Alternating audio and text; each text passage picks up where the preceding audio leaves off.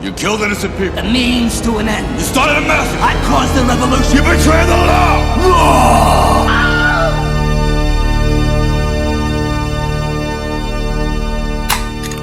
Wow, mine is stiff. You know what I'm saying. I mean, that's what she said. I hope so. Welcome to Movie Boners, everybody. Hi, everybody.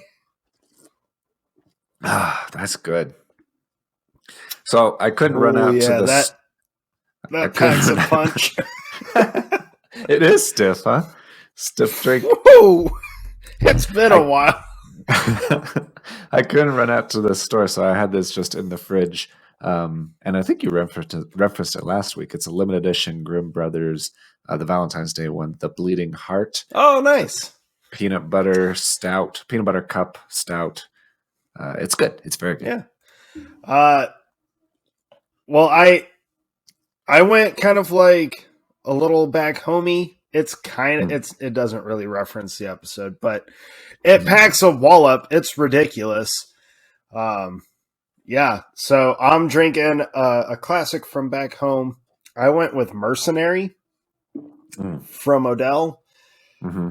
Folks, if you are not hop friendly, stay away from this beer. If you are hop friendly, prepare yourself, because it is a sucker punch to the taste buds. It's really good, but I haven't had Mercenary for years, and yep, strong, definitely strong, very strong. Oh, all right. Well, let's get the big one out of the way. Hey, by the way, even though fuck you, I resent you, but happy Batman weekend, Jake. Dude, Batman weekend is the best weekend, not just because it's my movie on my draft. And I was skeptical when you said last week that it would raise my rating a lot. You were like, it'll be in the 8.8, something like that. It's an 8.7 on IMDb, and I was very excited to see that. I am shocked by that, but it's true.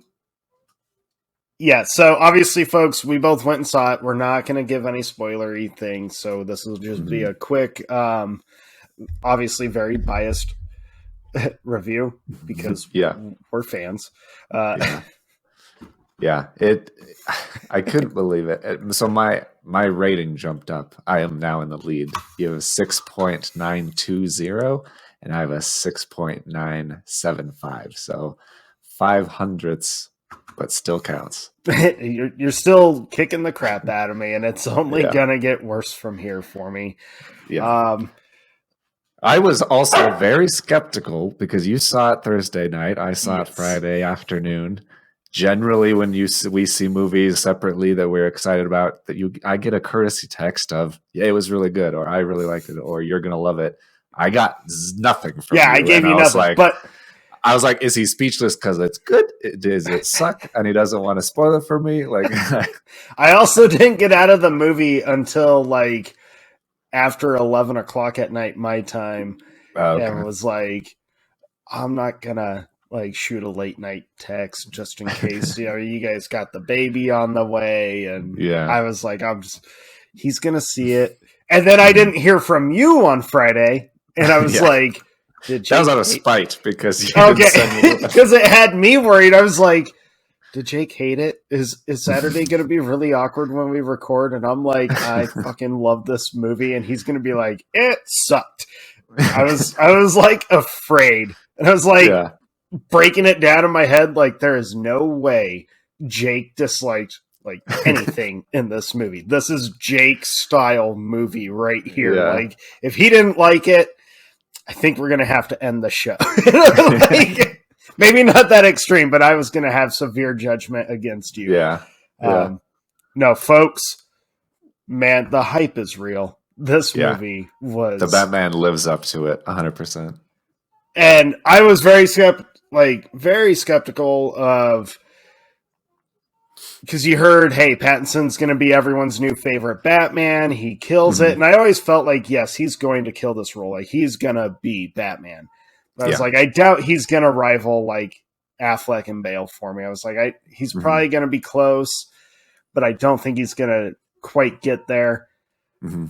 And then it was not very long into the movie that I'm watching it, and I was like, uh-oh, I think I'm about to become very obsessed with this iteration of Batman.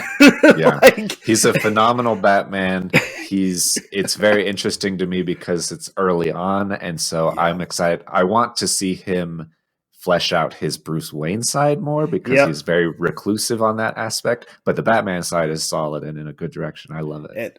I feel like as they expand this Batverse, as I want to call it, I think I even saw Matt Reeves may have even called it a Batverse that he wants to focus on. Nice. I could totally see them fleshing out the Bruce Wayne side of things. They kind of hint in this one of like, hey, you're going to have to make appearances. You're going to have to show up. Yeah. So I think he's going to...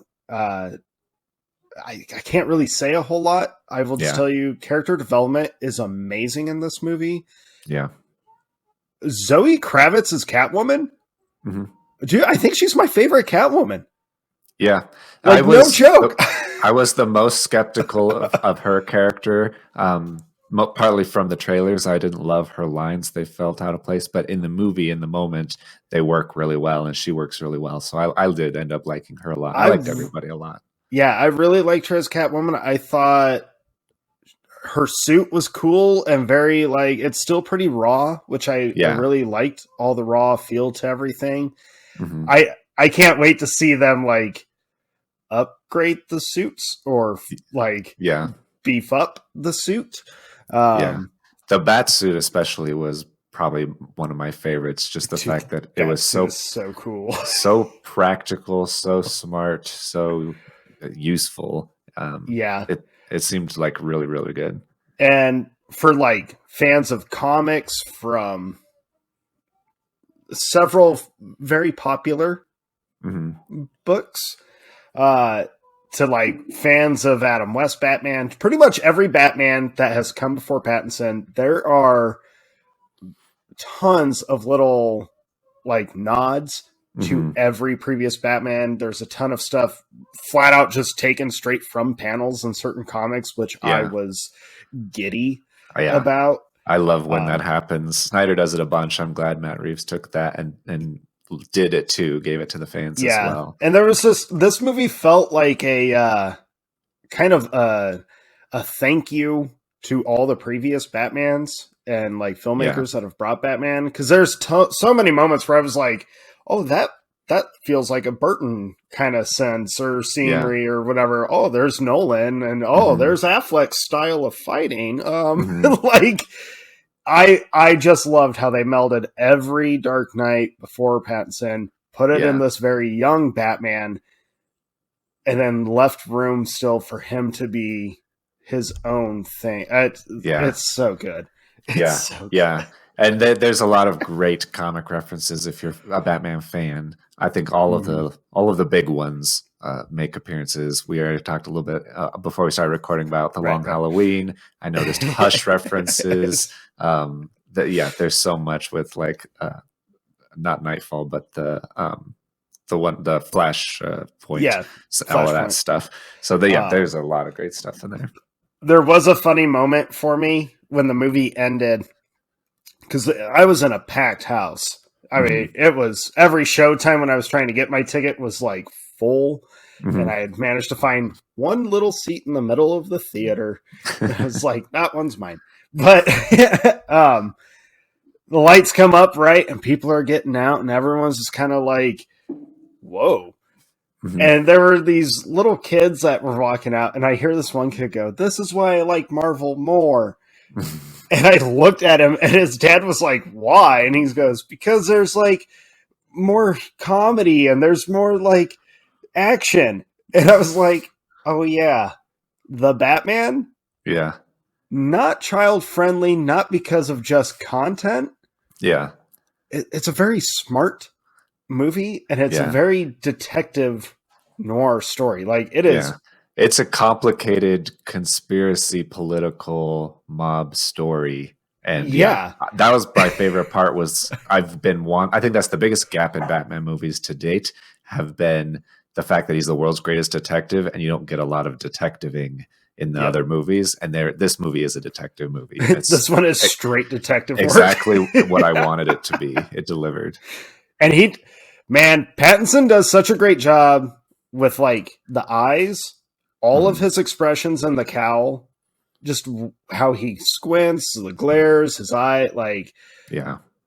I have been a pretty big Pattinson fan for a while, and watching him in this, I was just like, dude, this dude is just, he's just like, to me, he's still just hinting at what he's got up his sleeve. I can't wait for part 2, 3. Give me like 7 or 8 of these. I don't want just a trilogy. I want a whole freaking like franchise built around this guy. Yeah, exactly. So, Batman fans, it's amazing. Go check it out. The score is unbelievable. Penguin is, oh my God. Yeah. Penguin was definitely one of my favorite parts. Out of a movie full of favorite parts, he was one of my favorite parts. And I was especially the fact that they made him just like a second in command to Falcone, and and now that there's a power vacuum, I want so badly to see him rise to power and be the mob kingpin Penguin that we know, which would be in line with the comic books. Yeah, but at no point there's always like when actors go heavy makeup or whatever, you always find that still moment where you're like, oh, there's the actor, right?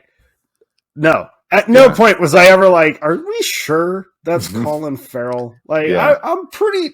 Did he just sign on to put his name on it? Is that actually... Yeah. Yeah, it was very impressive.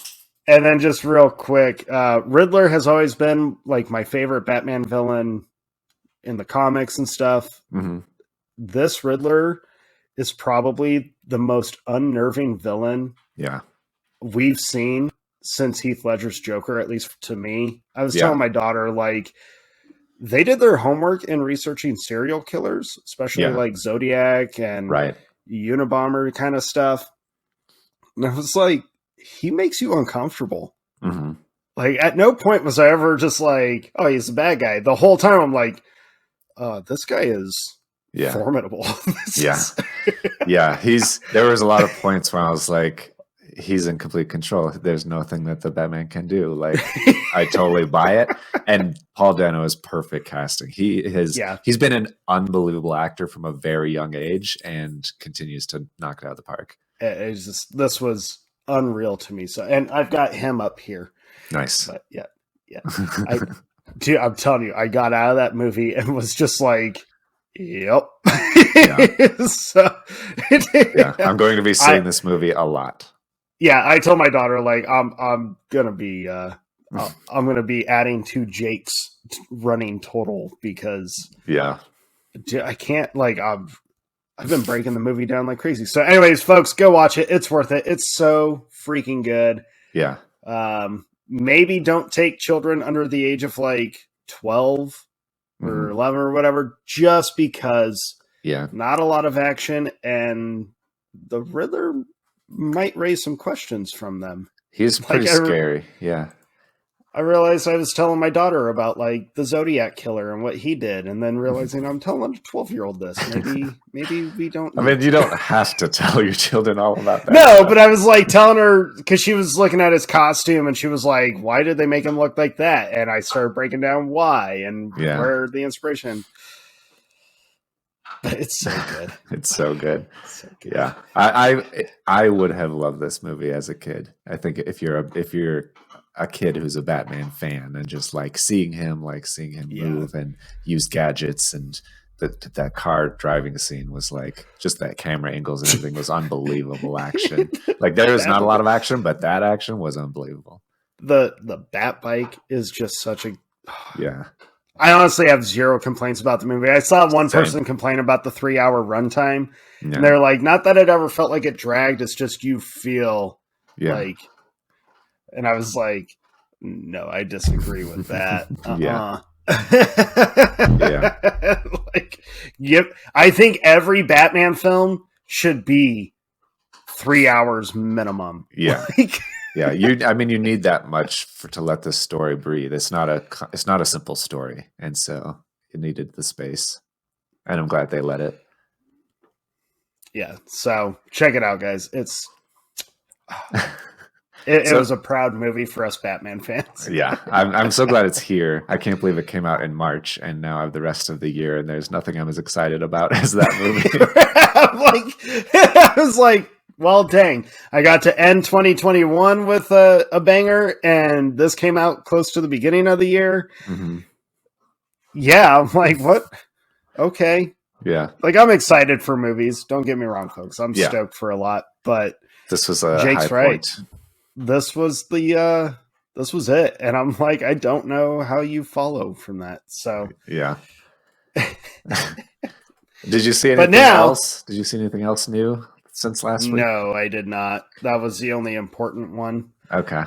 I've been watching a lot of shows. I finished 1883, so you're not going to hear me talk about Yellowstone. So now you're watching Yellowstone all over again? You're not? No, not yet. I've been holding off. But you sound like I called you out.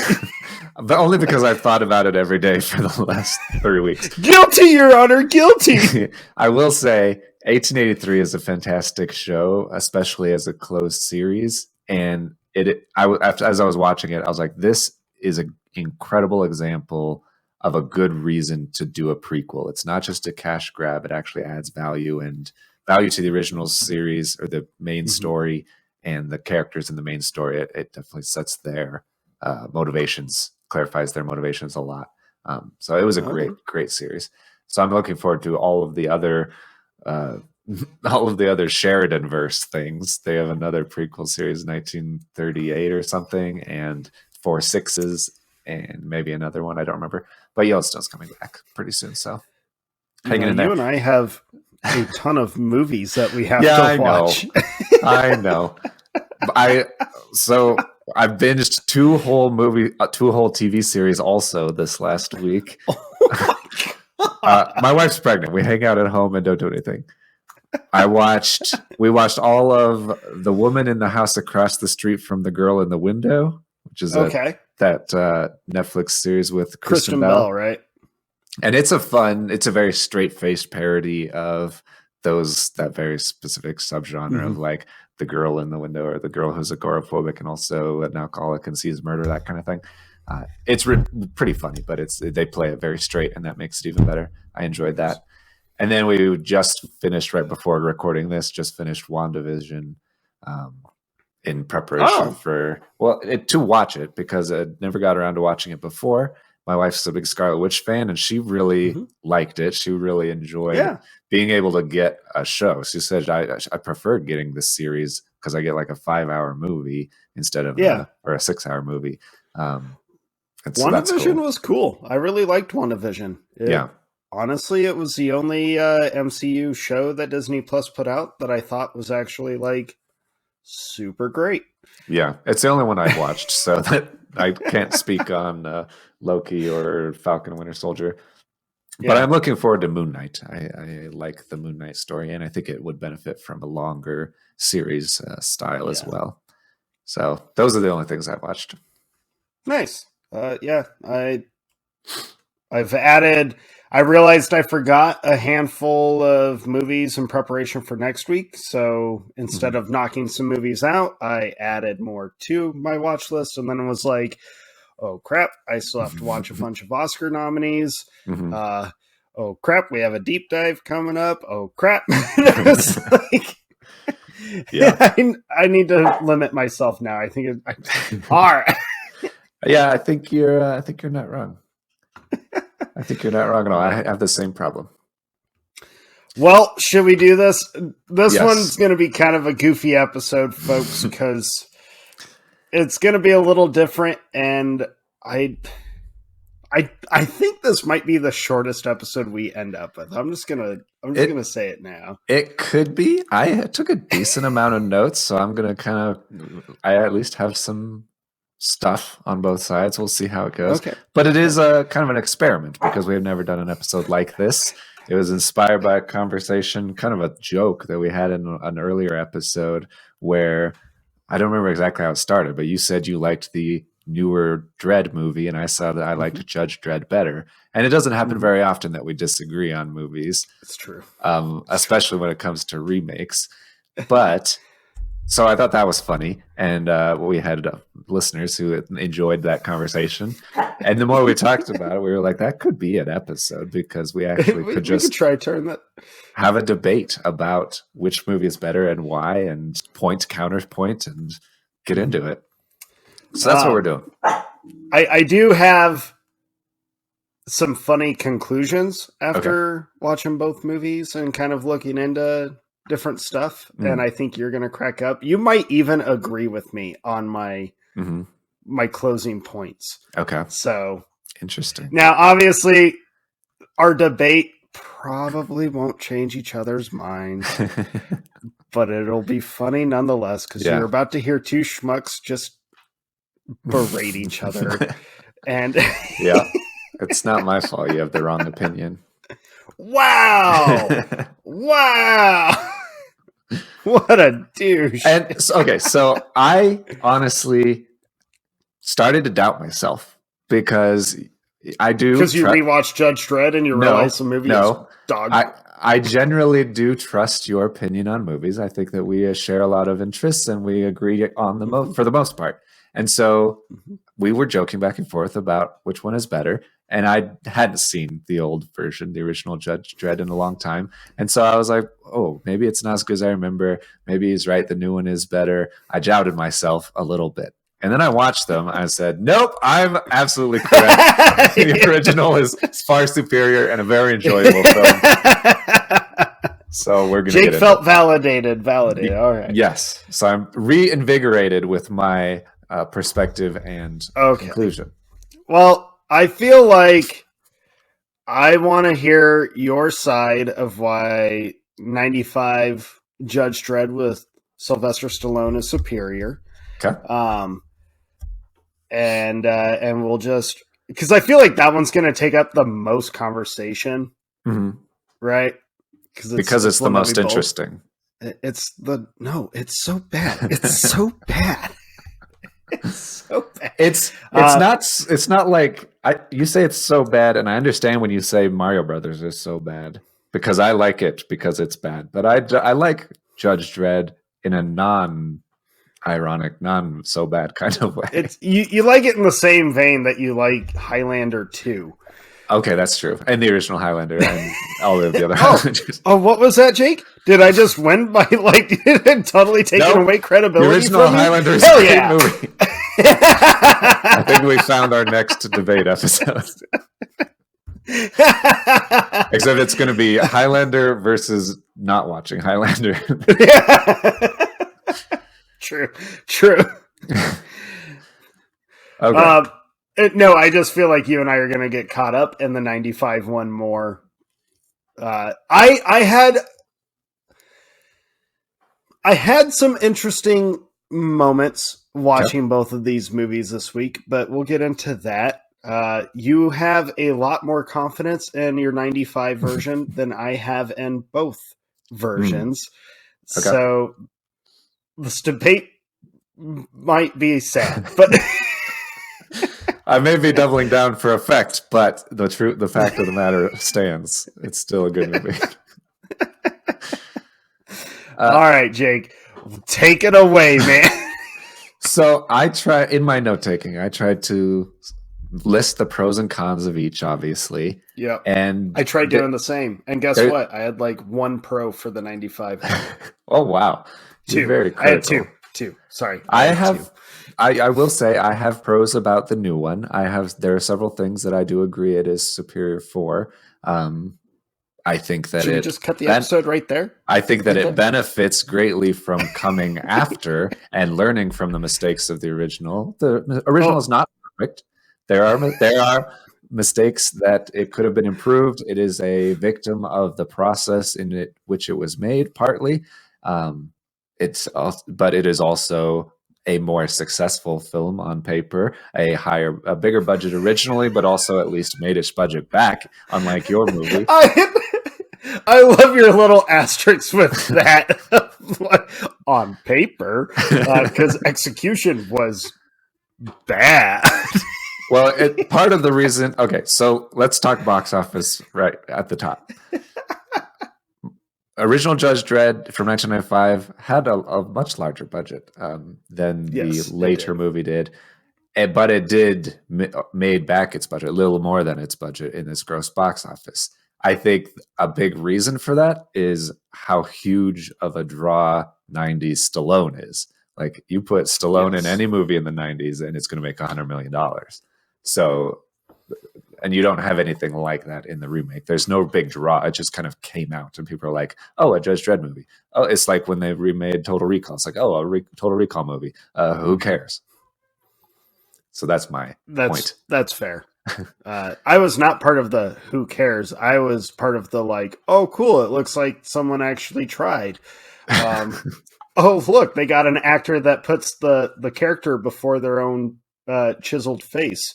Oh, look. Okay. It's action-packed and like gritty. Oh, look. I will say, I am not a source material fan. Boy, I think it looks cool. I like in the 1995 Judge Dredd, the credits are over the comic covers and panels, and I think that art looks really cool. It makes me want to read it, but I never have, and so I'm not like a big fan of it that I know all of it, and so I wasn't upset like a lot of fans were, and they are validated. The fans are upset that he takes his helmet off, reveals his face, and he never does that really in the comics. So they feel like it's out of character and just something that they did for the movie because they want Stallone or wants to have his face shown, or the studios or whoever. And that's valid. Yeah. That's a valid criticism of it. I don't mind that he takes his helmet off. I mean, if he gets stripped of his judgeship, he has to take his helmet off, even though it takes it off before that happens. But still, he would have had to real, at Jake. any point. He wears a skin-tight shirt for the entire film. That's not which means Jake not his gets fault. to look at Stallone's jacked 90s body for an hour and a half. Yeah. But you're saying that See, like he it's a can't weakness argue of it. the film. That is a pro. That is a positive of the movie. I don't understand. You're making my argument for me. Stallone is way more jacked than Keith Urban is. Not only he is way more jacked. He's tall, he's built, he's like ripped. His whether he's in the armor or not, he is just jacked out of his mind. In contrast to Keith Urban, who not only is smaller in stature and just generally blah, but he's when they're wearing the masks, if all you can see is this part of your face, you want a Stallone chiseled jaw. You don't want a weak Keith Urban chin. Wow. Someone's attacking Keith Urban's chin now. Yes. That sounds like a desperate cry for please someone agree with me. It is my opinion. Take it or leave it. It is the correct opinion. It's true. Okay. I will say Stallone is near perfect casting just with body size and type, right? Yes, the big correct. jacked look. Okay, I will agree. He has perfect casting to a point. Stallone is responsible for how bad Judge Dredd in 95 came out. This was another thing, reading production notes and kind of going behind the scenes and learning about all the turmoil on set, because there was a lot between Stallone and the director. And Stallone, I guess original story and original script were darker. They were grittier, but set in Mega City 1. So Mega City was still going to look like it does, which is closer in line with the comics. So both movies still follow comics to a point, or like are a part of the source material, but then they both fail equally in actually following through with source material. But with the 95 one, they did want a grittier one. They did want it to be darker, the violence to be a little more, I don't want to say gruesome, but a little more intense. Yeah. Stallone wanted it to be a comedy. So he was the reason why everything is so over campy and over cheese factory. Yeah. There's a lot more jokes, and Rob Schneider's whole character. And Rob Schneider. Okay, we'll save that. Table that. But no, you're right. The director Danny Kanan wanted a more serious movie and pushed for that, and that is a big reason why it's an R-rated movie. The producers, Disney, which funny side story, I didn't realize Disney's like non-Disney company produced it. I found a page on the Disney wiki that is like about Judge Dredd and like all this stuff. And there were comments on the page like, why is this on the Disney wiki? There's violence and bad language and it doesn't belong here. And I was like, actually, it does belong on the Disney wiki. But yeah, they wanted it to be a PG-13 fun movie, Stallone and Disney did, and had to submit it to the ratings, going back to last week's episode, had to submit it to the ratings 4 or 5 different times. And they were like, originally were getting an X rating before they got it down to the R rating. And they're like, okay, this isn't what we wanted, but I guess it's enough. So it's kind of an awkward compromise, I will say. Yeah. And then you get... For an R-rated movie, it's not that violent, especially compared to at all. Especially compared to Dredd. Dredd is far more violent with actual blood. I think you don't really see blood in Judge Dredd, and so it's committing to that from the outset and making a movie that way. I think makes it more. You had more of a goal that you accomplished as opposed to Judge Dredd. I will say a weakness of it is its mishandling of what it should be. It had an identity crisis, kind of. Yeah, I would agree with that. So normally, like, I'm a sucker for 90s action. I freaking love 90s action movies. I love 90s Stallone. Like, I love just the excessiveness that they all are. It's nostalgic for me, right? So I sat down to rewatch Judge Dredd this week, and I'm watching it, and I love the opening credits. I had forgot about that, and I was like, oh, that's fucking cool. And then I started thinking, like, oh no, am I going to, like, really enjoy this movie all of a sudden? That's going to ruin this whole episode. Yeah. And then Stallone showed up. And they do that close up where like his little microphone pops out of his helmet. Yeah. And he's telling him, "You have one chance. Come out now. I am the law." Right? Doing all that shit. Dead on Stallone impression. And I was like, I'm watching that scene, dude. And I was like, okay, right out of the gate, here's what's wrong with this movie. And I could tell. Now, I haven't watched Judge Dredd since I was like 8, maybe. Like long freaking time ago. Haven't watched it since I was a kid. Because when I saw it as a kid, I wasn't that interested in it. I remember as a kid being like, this movie kind of sucks. And now I'm watching it in my mid-30s thinking like, I think I found the problem right out of the gate. Oh, shoot. That whole opening scene could have been cool with the block riot that's going on. Yeah. They're firing. And I did really so I do like the costumes. Okay. As ridiculous as they are, I do like the gaudy costumes that the judges wear in the 95 Judge Dredd. They're designed by Versace. I don't care about that. I'm wearing an Old Navy Batman shirt. Like Versace is the last thing on my mind. But I like that, and it does go in line with the source material because the judges' outfits in the comics are big and gaudy. They're gold. They're supposed to make them look like this authoritarian kind of figure. So I was like, okay, the bike is cool. The suit works. I also the microphone came out and he started. I like in the movie the costumes, which I think is different from the comics. They kind of split up rookie judges and older, higher ranking judges in their costumes. Like Stallone has like this big gold eagle on his arm, and it just looks more established, like decorated, I guess. Yeah.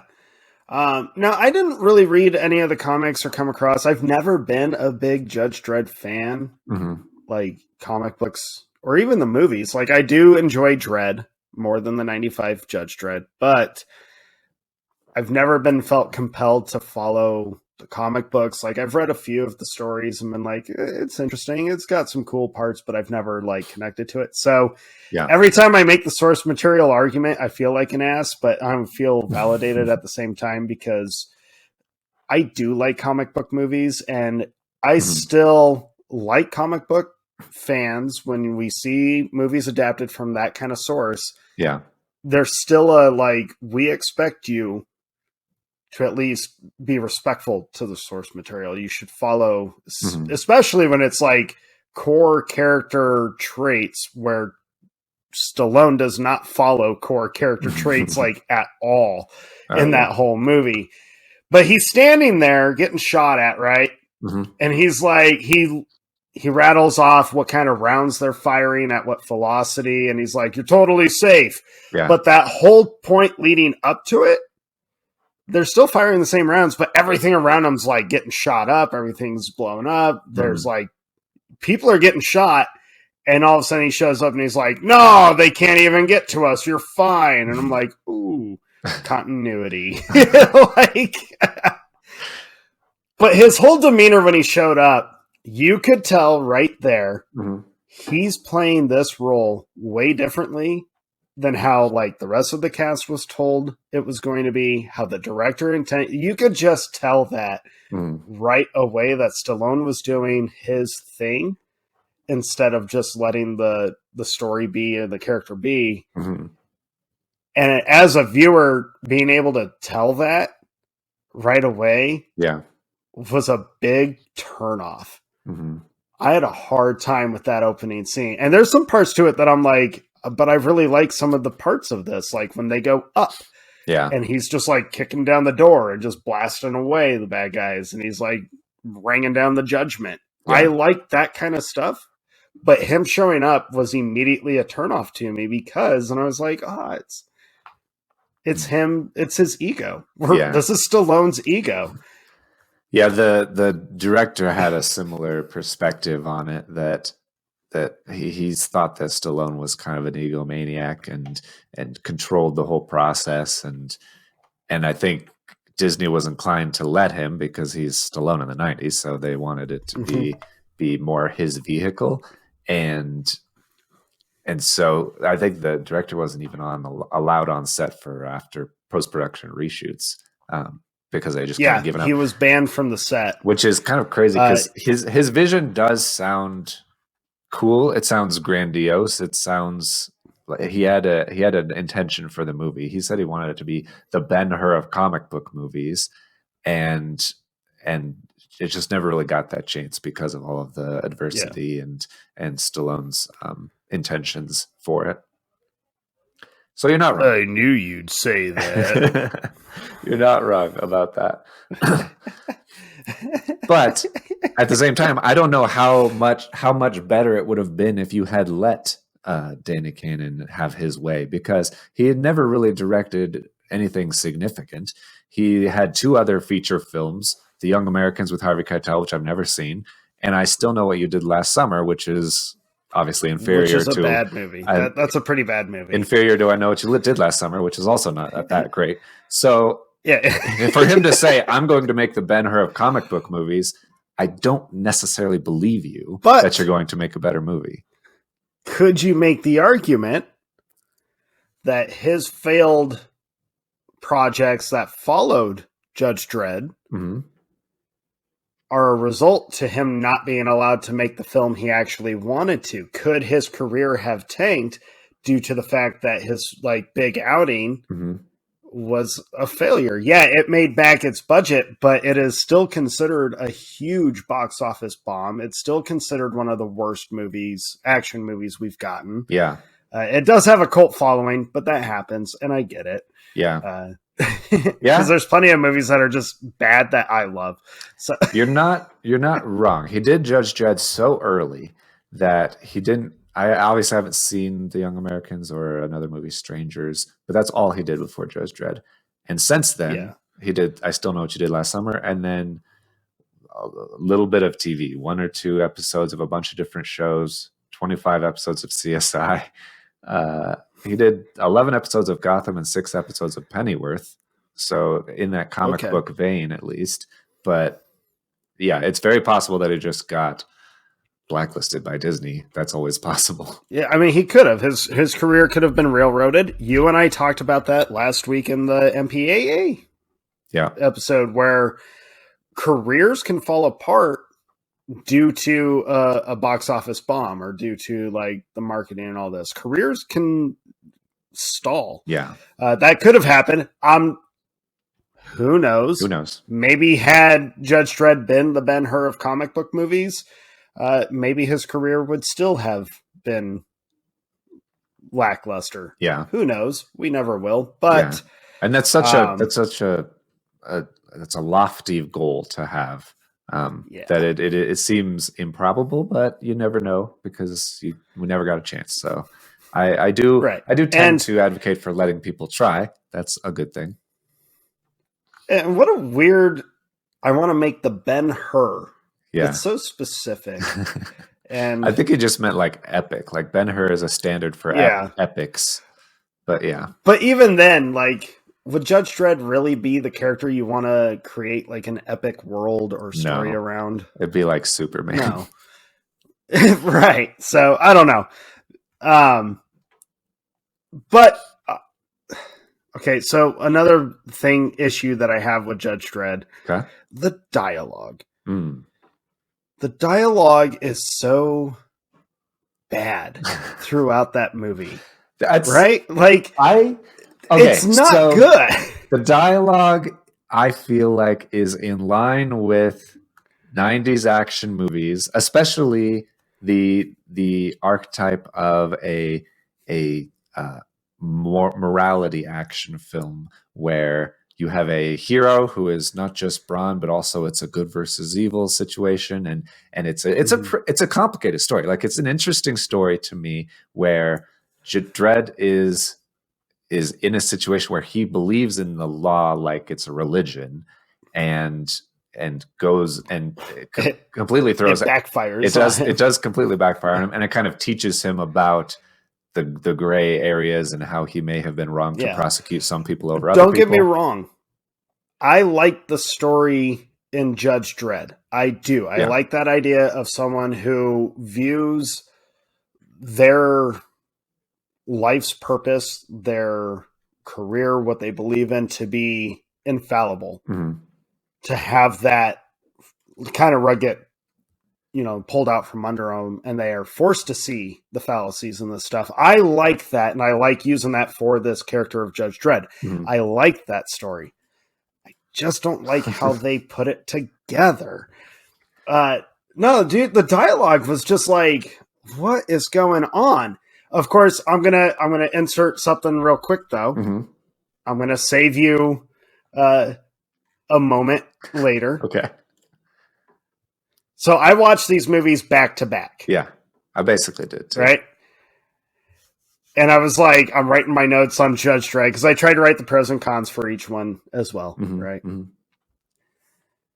And then I had to laugh because my pros list for both are kind of short. And my con lists are the same cons for each one. And like equally as long. Yeah. And I was like, what is happening to me? And one of the things I wrote down, I think the dialogue is horrible in Judge Dredd. And I think the dialogue in Dredd, not as bad, but not good. Yeah. Like, there's so much in Dredd that I was like, does everyone just feel crazy clunky when they're trying to recite? Like, everyone in these movies felt like they were looking at their script and then going, I am the law. Like, everyone looked like none of them memorized the line. Everyone looked like they were just, okay, my line, say it, okay. Yeah. It's like a high school play or a middle school play. Like, there's no real flow to the dialogue. Yeah. And I had to laugh. I see where you're coming from. I think I forgive the 95 Dredd dialogue more because it's campier. It's the I am the law line is like, it's like a fun 90s action movie line. Whereas the I like that neither of us can say that line without trying to do a terrible Stallone impression. yeah. Whereas the Dredd dialogue is they're trying to play it straighter. It's making a more realistic science fiction movie. These characters are trying to be more seriously real, even though they're comic book characters. And yeah, the dialogue and the exposition and the story, like movement dialogue, especially, it just it is what you are saying it is, and it's not as fun or campy, and so I'm more critical of that one than the 95 one. Which I totally understand that argument, which is why I threw it down first, because I was like, Jake's not going to throw this one in my face, because I agree with him on this one. Yeah. And while we're talking about... It did make me... Well, we're talking about go ahead. writers and dialogue. The story writers for the 95 Dredd are like, the pedigree is great. Like, if you look at the screenwriters and the writers of the story, they are the same writers that did Terminator 2 Judgment Day, 48 Hours, Commando, The Running Man, Die Hard, Die Harder, Beverly Hills Cop 3, okay, not so good. Street Fighter, okay, we're getting a little bit messy. Oh man, that Street Fighter takes a big, like, that's Lara Croft, Tomb Raider, The Cradle of Life. Oh no! Yeah. Oh no! So it kind of went off the rails, but they used to be good, okay?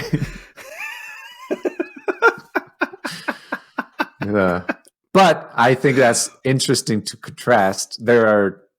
There's 3 writers that were involved in the story, not related to the comics source material, obviously. In the Dredd from 2012, it's one writer who kind of, I think, is able to get more of a clear vision. And that writer is freaking Alex Garland. So I am I feel a little disadvantaged. This is a bonus, I think, for you, even though I do have a good pedigree with Die Hard and Terminator 2. But Alex Garland, on the subject of sci-fi, for those that don't know, he wrote 28 Days Later and Sunshine, and then wrote and directed Ex Machina and Annihilation. He's incredible. And the 2012 Dredd had a weird directing situation as well. I don't know if you researched that, but both movies, Alex Garland ended up directing it. They both had like ghost directors, where the director on 2012's Dredd didn't actually direct it, and Alex Garland it was the first movie he directed, even though he didn't get credit for it. So that is good, and I think he does good sci-fi, and I think he got the character and he got what fans wanted. He learned from the first one's mistakes what fans were upset by, fixed the helmet, took some liberties with the outfit, made it more realistic, more practical, but that was, I think, fine. Fans didn't care, seemed like. Yeah, fans from comics to screen will pretty much always be forgiving, pretty much. Yeah. If the outfit is still functional or still resembles what they love. I know fans, myself included, are still upset with X-Men because we never got Wolverine in his actual outfit. Yeah. What the fuck? All these years. All these years. You didn't give the best Wolverine, the only Wolverine, the best suit. You gave him just spandex, but that's another topic. Yeah, when I found out Alex Garland had a lot more to do with it, I thought that was really interesting. I thought it was really cool. I will say, knowing that now, and then being a fan of his other work, I think he ended up learning a lot from Dredd. Yeah. And expanded on that and actually showed a lot of the learned lessons, the growth in filmmaking, patience, better choice making. Dredd has many faults. It does. Yeah, but I do credit it a lot. Even though I don't love it, I appreciate it, because if we didn't have Dredd, we wouldn't have Ex Machina, as good as that is. Yeah. And that is an incredible movie that he learned a lot from Dredd to make. So, and Annihilation doesn't get the credit it deserves, but Annihilation is It's one of the most mind-blowing sci-fi Mhm. films I've seen. It's incredible. I wish more people understood that or gave it a shot Yeah. because it's just such a cool story. Yeah. Yeah. And very interestingly shot with the special effects that it has. Yeah. The 2012 Dredd has a lot of very interesting shots as far as framing goes. One of my biggest criticisms, and I've said it before, and I know you know it's coming, the slow motion drug sequences are too many. Yep. There's too many of them. Yep. If there were a couple, that's fine. I think the idea of it slowing down time to 1/100th of its actual time or whatever, and then dropping somebody off the edge of a building so they're free falling for longer as like torture, that's an interesting idea. Do that. Maybe set it up once before. Don't do it every 5 minutes for the rest of the movie. So you and I are on the same page as this because one of my notes literally says the slow-mo drug effect should have been used once, maybe twice. Yeah. But had it been used twice, the first time seeing it should have been like a short, just kind of quick glimpse. Yeah. Just setting up what like it does. they do this drug, it slows down time for their perception, and then that will be reused later in some interesting way.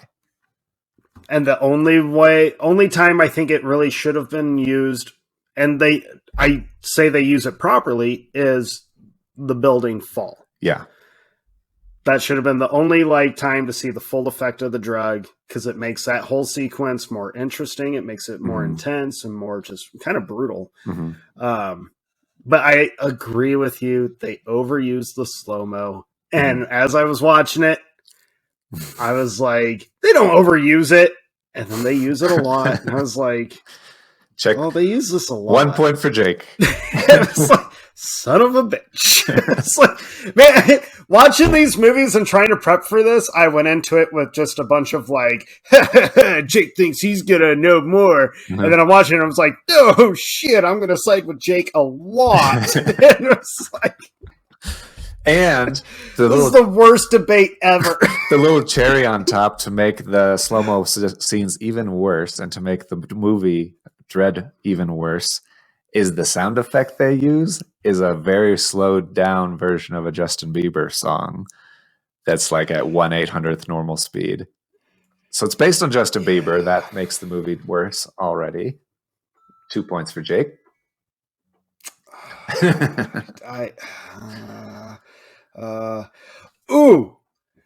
Drugs are bad. Don't do drugs. Okay, so it is a PS. Drugs are now It is a PSA. Abusing drugs is now associated with listening to Justin Bieber. It's all bad. Don't do it. There's that too. Point restored for Dustin. Yes. I thought you were going to say that Dredd shows these drugs being used by Mama and her criminal element, and so it's very obvious that bad people do them. So now children in the real world won't do them, and that's a good thing. See, that point is just getting bolder and bolder. See? I knew I could spin that. I knew you were going to throw that in my face.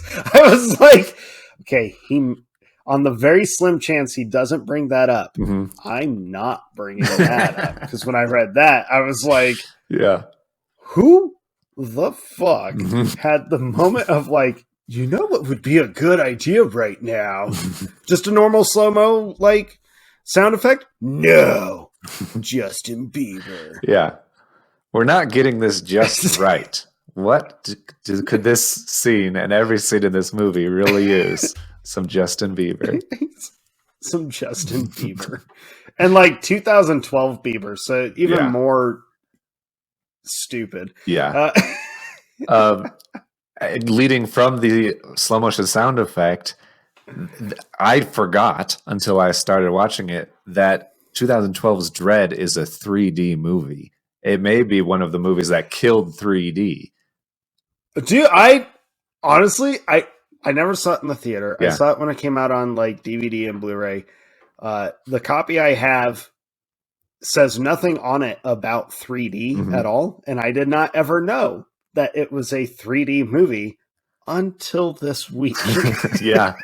I was watching it, and because the poster I saw said Judge Dredd, or said Dredd 3D, and I was like, oh, really? And so I was watching it with that in mind. I was like, that scene was for 3D, that scene was for 3D, these titles are for 3D, the drug effect is probably primarily for 3D, and it just feels like a movie that was made so that people could do psychedelics and go to the theater and see cool lights and colors in 3 dimensions. And that is kind of weird. There's a weird thing on IMDb that said when it was released in the UK, 98% of cinemas showed it in 3D because the distributors forced them to, and they wanted to push the format and all of that stuff. But it actually hurt the movie and profitability because more people wanted to see it normally, and it didn't have as many showings as it should have, and so it just never got the box office because you know what I say. You know what I say to all that. What? It took one for the team. The 3D fad needed to end. It needed to just go away because it was always bad. It was bad in the 80s when they tried it. It was bad in the 90s when they tried it again. Yeah. And it was even worse in the 2000s when they were like, ooh, everything's 3D. No, 3D sucks. Yeah. It's bad. Movies don't gain anything from it. I can already hear some people, what about Avatar? What about all especially no, I saw Avatar. it in 3D. It sucked. Yeah. Okay. Especially Avatar. The 3D effect, you and I have both said it. The movie that used the 3D effect properly, the best way, and made the film actually kind of benefit from it was Jackass. Yeah. It's the only movie that did it correctly because all those other movies, they just put the 3D rendering over in post-production. Right. So it's not even actually 3D. If Dredd had to be a movie, that was one of the catalysts for ending 3D craze, or at least putting it on the path of going away. You know what? It took one for the team, and I applaud it. Okay. It knew it would suffer, but it was taken, betterment of filmmaking. So you're saying that Alex Dredd, is such a movie purist that he knew that this format was hurting film and storytelling and the magic of movies, and so he decided to make a movie that would do so badly that distributors and producers would actually go, oh, we shouldn't do that because we want to make money, so let's stop doing 3D. And so he took one for the team. That's your position. Sure. It's a better position to take than just oh, we fucked up, which is probably more of the case. But okay. But you know what? I applaud Dredd for at least course correcting the movie theater experience by helping get rid of 3D. Do you see 3D movies anymore? I do not. You're right. Thanks, Dredd. Thanks. And I haven't done any research to know if any came out after 2012. So yeah, me neither. I know more came out. I think the 3D thing actually only went away a couple of years ago. Yeah, probably. And we all know but you know what? Dredd could have been one of the first movies to show the studios. Audiences kind of are sick and tired and don't really want to spend the extra, what was it, $4 or $5 for a pair of plastic glasses that don't work half of the time, give people headaches, and you have to throw away right after you walk out of the theater. So yeah. Okay. Okay. You're not wrong. I will say, going back to the 1995 Judge Dredd, we've been talking about yours for a while, and I think it's time to get back to the original. That's fair. I feel like we're going to bounce now. The original, I think, has the benefit of being the original, so it's always going to be the remake's always going to be the remake, and the original is always going to be the original. I think that weights it in that direction by default. I don't know about that one. Name another remake because that's better than the original. No. Hear me out. And I can't believe I'm going to make this argument. Okay. I'm trying to back you in a corner. I feel like younger generations have no clue that there was a Judge Dredd movie made in the 90s. I feel younger generations have no real clue or care who Sly Stallone was. What? How dare you? I'm serious. Case in point. Okay. Child. He's calling a witness Kid. to the stand. Do you know who Sylvester Stallone is? She was trained to say that. Leading the witness, No, Your she Honor. Do you know what the movie Judge Dredd is? Thank you. Erroneous. heavy eye rolls Erroneous on on that. all accounts. This is a child Yeah. of a movie-obsessed person. Yeah. Has no clue who Sylvester Stallone is. She has seen Sylvester Stallone. No clue who he is. Yeah. Was in it's gonna be in Marvel movies, or is in Marvel movies, isn't he? What's going on with that? Well, he made an appearance in Guardians. Yeah, the yeah. second one. Yeah. That's what I'm thinking of. And then he did the voice of King Shark, which is awesome. That is in Suicide Squad. So that's pretty fantastic. But she Yeah. younger generations, no clue That's- about movies in the 90s, especially That's so like sad. big names. So it is sad. So whereas Stallone, 90s were like, yeah, since about Demolition Time or Demolition Man time, Stallone's career not as lucrative. He kind of started losing that punch, you know? You say that. I bet he's made $500 million from Expendable movies. Oh shit, I forgot about the Expendables. Okay, so that one made him relevant again for like a few movies, and he had to go back to the Rocky franchise. I will say Expendables is only for people that know 90s action Stallone and all those other actors that appear in those movies. Yes. So I feel like giving Judge Dredd the seniority or the extra credit for being the original compared to the remake. Yeah. I don't think a lot of younger crowds. Yeah. Not even younger. Younger feels almost wrong. I would say even like people not too behind you and I. Yeah.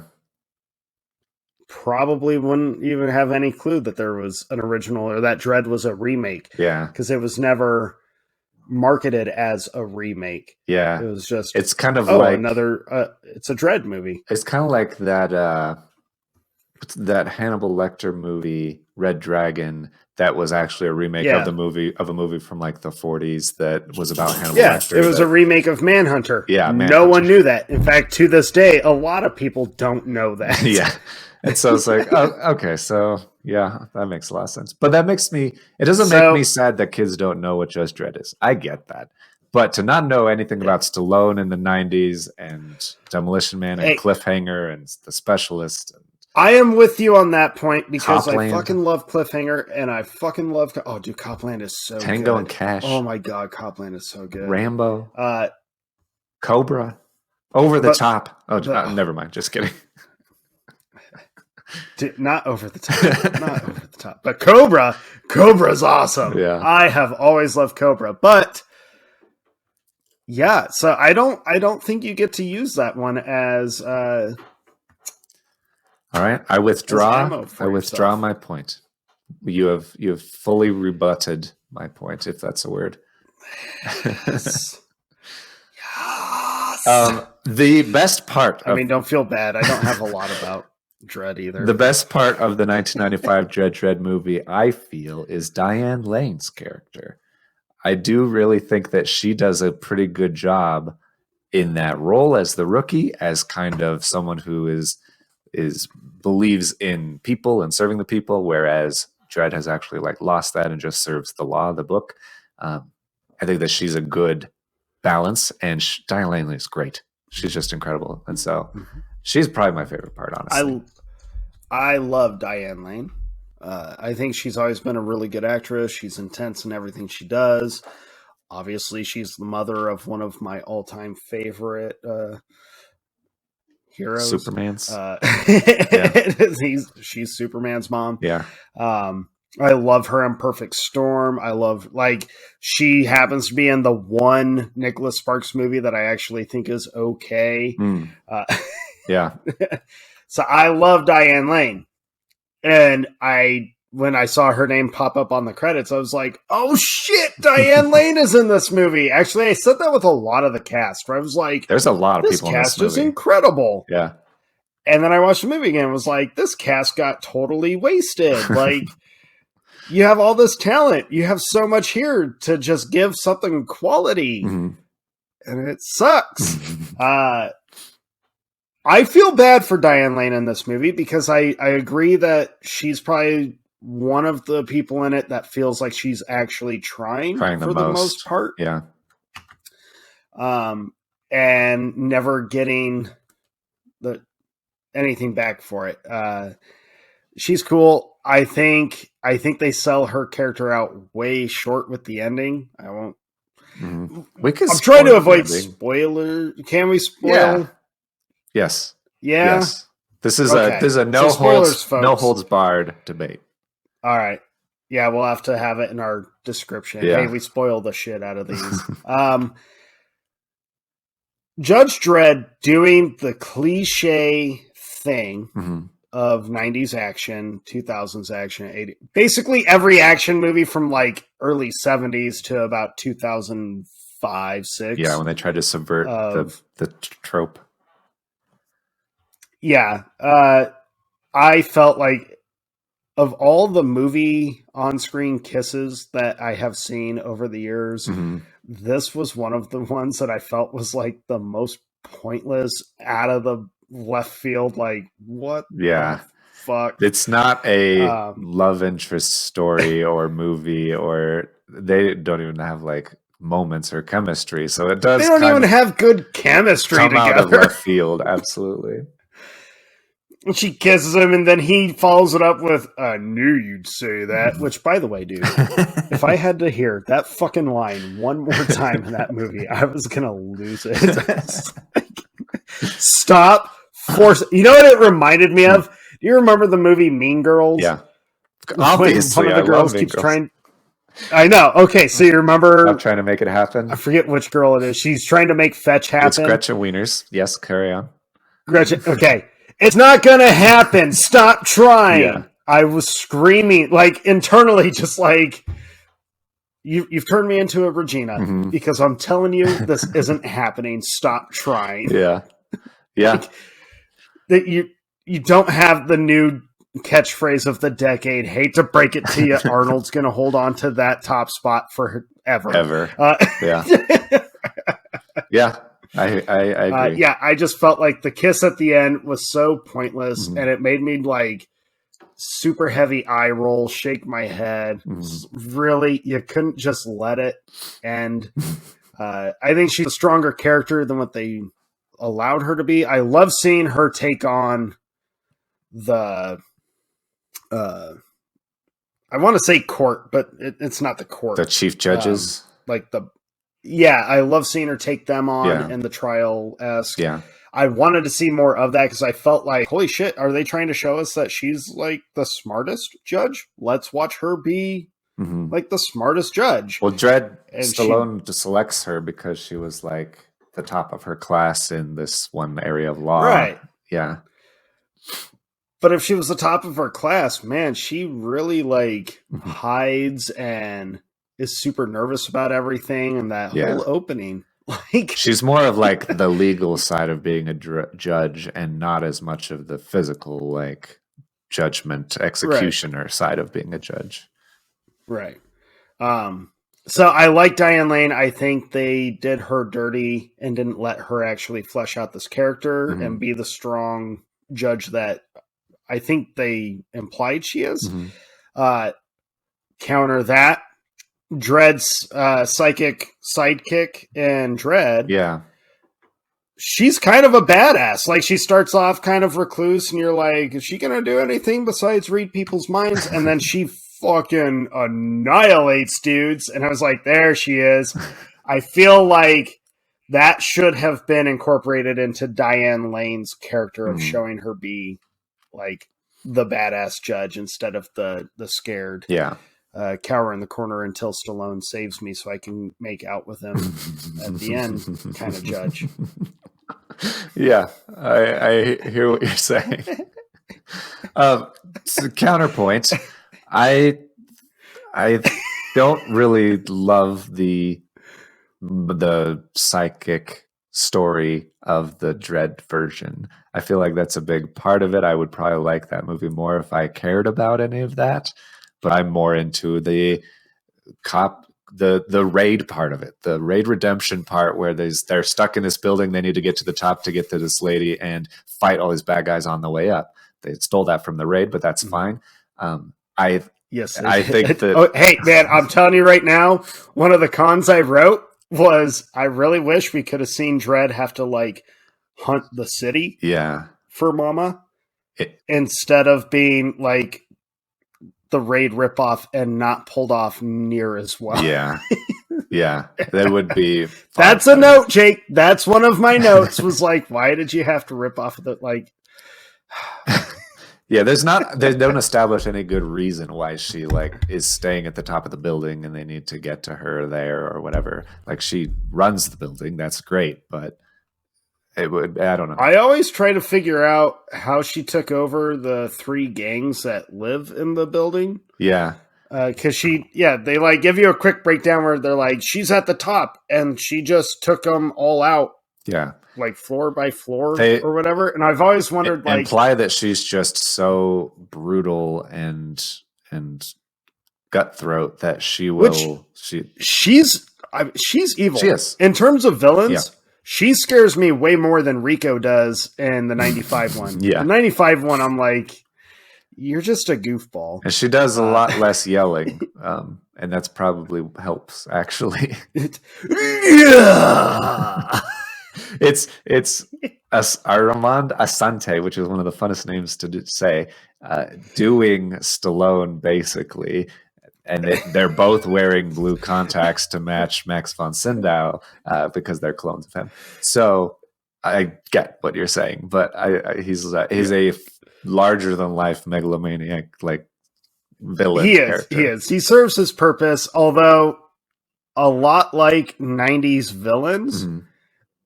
He doesn't get fleshed out a whole lot. He's just kind of like, here's your bad guy. Yeah. Bad guy. Yeah. And he goes to start doing something really cool that you're like, this could be crazy. Never mind. Mm-hmm. They shut that down right away. Like bringing all the clones, like waking all the clones up early and they're all distorted and gross looking. Mm-hmm. I got excited to see that. And then it was like, never mind. They go away really fast. Yeah. And I was like, oh, so much for like, hey. Yeah. Whereas Lena Headey's mama, like she is scary in that movie. Mm-hmm. When she tells her goons, her many pointless goons who are the worst shots in the world. They give stormtroopers a run for their money, folks. It's bad. Yeah. But when she tells them to like skin people alive, hang them over the edge of the railing and then drop their bodies down to the ground floor. Mm-hmm. That's kind of brutal. That's kind of evil. That's kind of like, yeah, you could tell you're having some Game of Thrones moments here because she was filming Dredd in between seasons of Game of Thrones. Yeah. I think she's a good villain. I think, again, she was kind of misused. I think it would have been crazier and cooler. And like, I get excited when she takes a hold of the giant Gatling gun. Yeah. I think it would have been cooler to watch her like grab other guns or grab knives and actually go like psychotic on people, on her own people. I think that would have been cool to see, but she just kind of hides in her suite for the majority of the film. Yeah. And gets high. Yeah. She gets high a lot in that movie, dude. Yeah, she does. That's why she's so brutal, I guess. And Rico just goes, yeah, he's a weird villain because he's like kind of the villain, but he doesn't have much motivation other than the fact that he was Dredd's best friend that Dredd sent to prison because he had to judge him. He had to uphold the law in spite of his friendship. And then he ends up being his brother that he didn't know that he had, and they were clones together. But the actual like villains are the like system that like has helped him escape and tried to more power and become like more authoritarian society and all this stuff. He's kind of a tool of the system, and Dredd stops it, and it's interesting. It's cool. I think as a sci-fi movie, the story and the concept and the clones and the outworld and the desert they need to protect themselves from, and the fact that they closed themselves in and brought the Statue of Liberty into the city, and the visual effects of the 95 one is one of my favorite things about it, because there's a lot of practicalness to it. The cityscapes and the flying cars and the robots, like the giant robot that's like a Terminator robot. That's like a real thing that they had to build and stuff. So I think the visual effects and the style of it is very cool. To the Lawmaster bikes and the guns and the outfits and stuff, explosions. I think it delivers. The 95 one delivers on that in that respect. Yeah, Mega City one looks cool in that one. For the most part, there's some it's got 90s green screen. Yeah. Which are those are pretty bad shots. Yeah, especially at them the on end the bike when they're going down. That's just bad. Yeah. Man, I hate this debate. I hate this debate so much. And it's kind of like watching it. It's kind of like Blade Runner style. Like it's kind of like a Blade Runner-y world. Okay, no, it's like not. a lighter. Shut it's a slightly lighter version, but it's like when they're down on the street. There's like with the people, they're like umbrellas and the neon, and it's like if it was evening, like nighttime, and there were half the many street lights, and it was raining, it would look like Blade Runner. It would. You can put a filter on it. I'm gonna find a filter. I'm gonna find a filter, put it over the Judge Dredd landscape and background scenes, and put some synth music over it, and people will think it's Blade Runner. I'm gonna do that on Instagram. I'll find a way to figure out how to do that. Although synth music, I don't think would make it better. The musical score is one of the things I wrote down is a pro for the 95 Dredd. Or Judge Dredd, I should say. The musical score, I feel like, is good. It's kind of like an action adventure score, but it's good. And I wasn't that surprised when I looked and saw that Alan Silvestri composed it. He might sound familiar because he's done like a bunch of Zemeckis movies, like Back to the Future. He's done Who Framed Roger Rabbit, Forrest Gump, and 4 Marvel Cinematic Universe movies, including Avengers, Captain America, Infinity War, and Endgame. Hello, that's out of the park right there. Dude, why do you gotta use the stuff that I'm always a fan of against me? That's just like, you're dick. It is. I have no counterpoint. Right. I have no counterpoint. I'm so mad at this episode, but not really, because it's funny to me. But I'm so mad because you know what this is going to boil down to, Jake? What's that? Pure taste. Yes, naturally. And that's going to piss me off because I feel like it's not going to be enough for me to quote unquote win. And that upsets me. The score is... yes, Alan Silvestri did it. It's pretty basic in its 90s action score. Mm-hmm. Every action movie had essentially the same score. It's decent. It's decent. That's the best. I only say that you have. It's good. It's not. It's no. not I have bad. no argument, Jake. I have no argument because I don't even remember the musical score in Dredd, and I just watched the freaking movie. Exactly. And that bums me out. Check out the name tag. You're in my world now, Grandma. Wow. Really? Yes. Really? Yes. Really? Really? You mean you didn't queue up anything for when I would have a good counterpoint to you? You're like, nope, Dustin gets nothing. You look like a fool, don't you, Dustin? You know what? I'm going to drink my beer. I will say, going back to because you're floundering, I want to throw you a life preserver.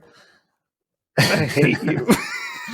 Going back to, I think one of the weaknesses of Judge Dredd that I did like in the 2012 Dredd is No Rob Schneider. well, okay, we do need to get to Rob Schneider. I almost forgot. Thank you for reminding me. But is just setting up the premise of the comics that the world is a futuristic world where crime is run rampant. They needed to have these judges come in and clean up the city. That I didn't really, in the old one, you just kind of take it at face value. They don't really show you as much like why this is such a big deal. And in the new one, I do think that the opening scene, especially as he's chasing those guys and they just start shooting people, and there's people like in the mall, like dying on the ground and bleeding out and stuff. You're like, oh, this is chaos. Yeah, you need to stop that guy. Like, I believe you. Like, I believe that you have a legitimate purpose or role, or people would let this society come to be because it is valuable to stop what's happening here. Yeah. So it sold it, I guess, the concept earlier better. I agree. As I argue your movie for you. It's okay. I've made arguments for your movie as well. That's true. Let's see. Yeah, I do prefer, as much as I think Mega City 1 in the 95 movie looks sci-fi and looks like futuristic-y and kind of crazy.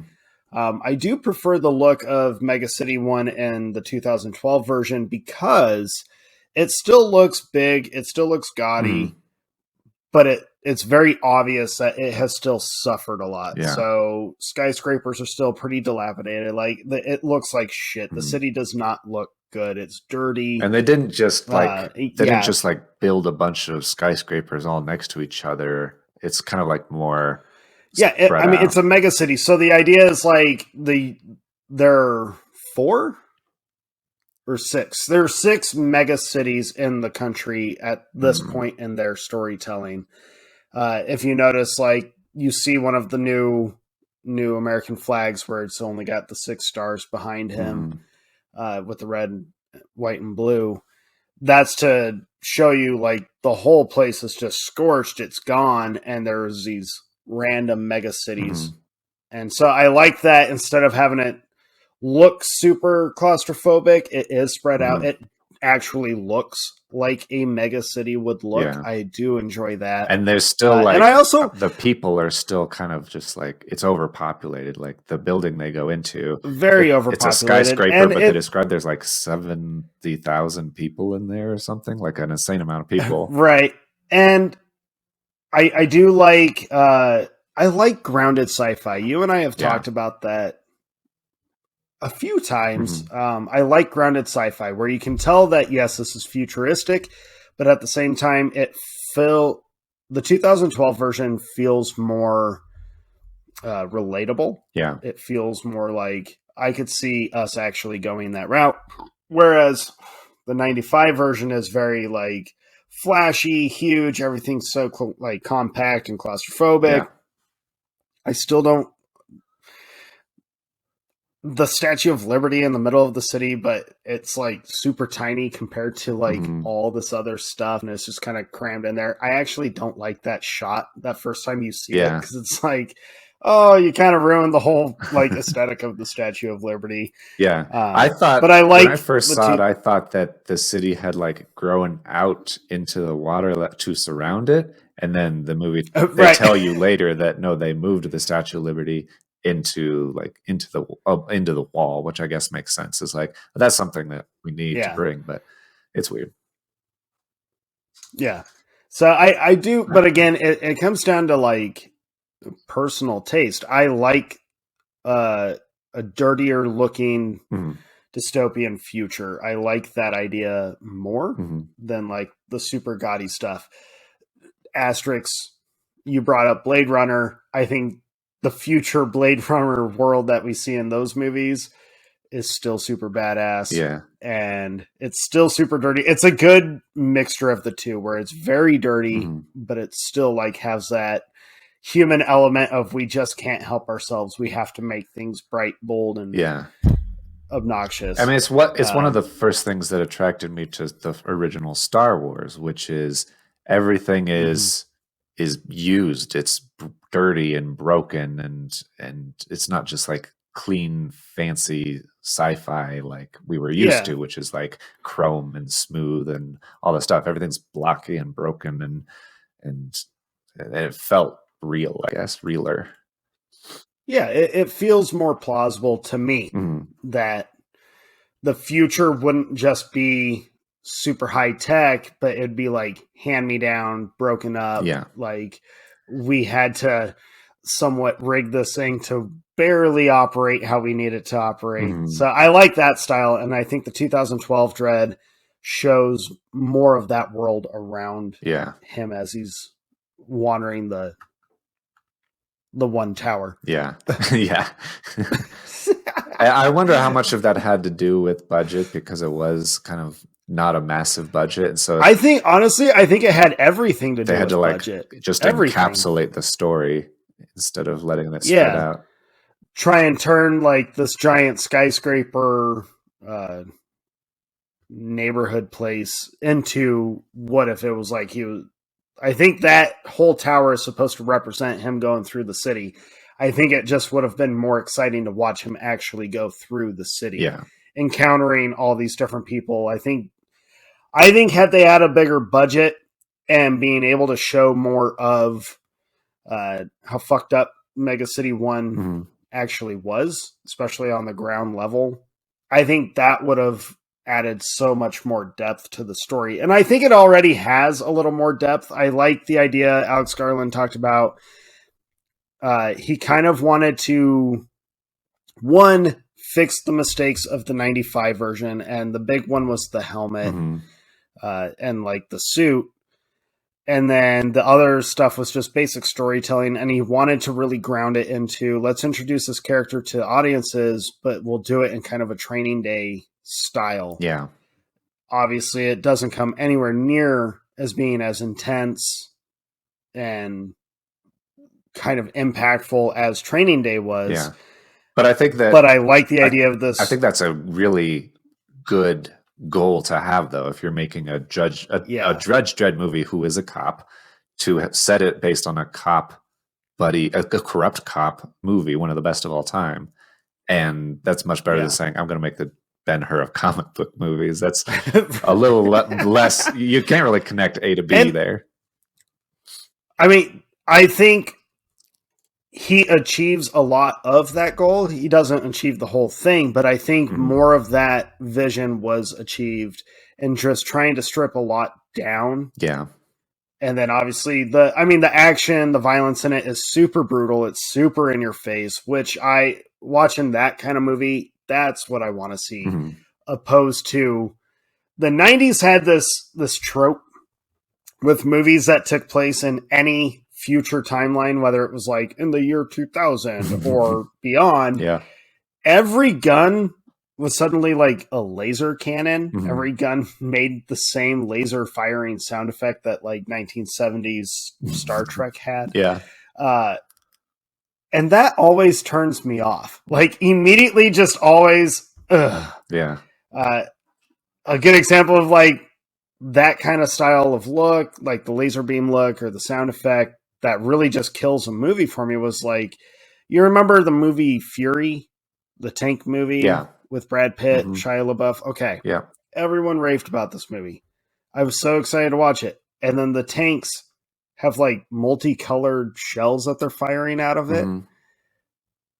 And that really just like killed the whole movie for me. Really? I just couldn't get past that. I was like, yeah, dude. I was like, to this day, I'm like, had they just stuck with like the shells, like the actual tank ammo, whatever it's actually called, like that would have been more intense to me than multicolored. Like I get who the enemy is. You don't have to try and I was about to ask Star Wars. Was it like these guys are the good guys and these guys are the bad guys based on the colors? That's kind of what it felt like to me. It was like the bad guys had a certain color or a couple colors, and the good guys had this one color. It was very like, you don't have to do that. It's World War II. Yeah, we know who the enemy is. Right. Trust me. Everybody knows. Yeah. Right. Everyone knows. So hearing the laser fire again in Judge Dredd when I rewatched it, I was like laughing about it. Mhm. Because I was like, of course, this massive fucking machine gun that he's carrying around sounds like pew pew pew pew pew pew pew pew. Sounds like a Prius on crack, right? Yeah. So Yeah. that kind of like, why? Whereas with Dredd, the 2012, the ammunition sounds, I don't want to say realistic, but it's not the lasery sounds. It's still like, I still have moments watching it of like, your handgun. Yeah. I don't see any part of that weapon that would hold the capacity for like 6 different kinds of ammunition. Yeah. And lots of 6 different kinds of ammunition. So I'm trying to figure out how does this actually work? And then I have to remind my brain, it's a fucking movie. Yeah. Stop trying to nitpick this. Yeah. It's not hard sci-fi, okay? Yeah, but it is cool. I like it in the original one where he like talks to his gun and uses all the different kinds of ammunition and from grenades to the double whammy. That's a fun one. But in the new one, I think the first one he uses is the flare and he like burns that guy's face out with it. I was like, okay, that's pretty badass. I like that. I mean, they utilize the weapons the same way. I just think the 2012 one carries a little more weight in that aspect because the weaponry feels more plausible than the weapons, even though it's still ridiculous. Like, come on, how many different kinds of, that's like watching Hawkeye in the Avengers changing his arrows constantly and having all this different, and you're like, you're gonna run out. You're gonna, like, does no one else get this? His superpower is he can tell the difference between the explosive one and the other ones without even looking. That's his superpower. Right. He just knows. All right. And that might actually be. I've never been a big like comic book Hawkeye fan. So don't at me. Don't at us. I don't have time for boring superheroes. It won't go anywhere. But we need. I do like the weapons used in the 2012 more than I like the weapons in the 95. That's fair. I do too. And all of those miniguns is really cool. Just going through tons and tons and tons of ammo. and like blasting, especially away. Being up at the top, like on the like balcony with like this, like it makes the building seem like a fortress. That's just she has all of these guns up there, and that's pretty cool. But we need to talk about the great Rob Schneider and how he was able to be in both Demolition Man and Judge Dredd. That's a feat. So when I started Judge Dredd, you had made a comment last week when we were like letting everyone know about this episode, and I made a comment of fucking Rob Schneider. Because he's been a constant complaint of mine for Judge Dredd. And you made the joke of Demolition Man. And I was like, oh shit. Am I getting this wrong? Is he not in Judge Dredd? I was like, who was the fucking comic relief in Judge Dredd? If it's not Rob Schneider, I was like, who is it? Because I know it was one of the Adam Sandler crew. I know it. But who was it? If it wasn't Rob Schneider, then who the hell was it? So I've been like, stressing this because I was like, if I'm wrong, Jake is throwing this in my face. I can't be wrong here. I can't be wrong. And then his name came up on the credits. And I was like, validated. There it is. I win. Speaking of the credits, though, the 95 Judge Dredd narrated The Crawl, the great James Earl Jones. It doesn't get any better than that voice. Yeah.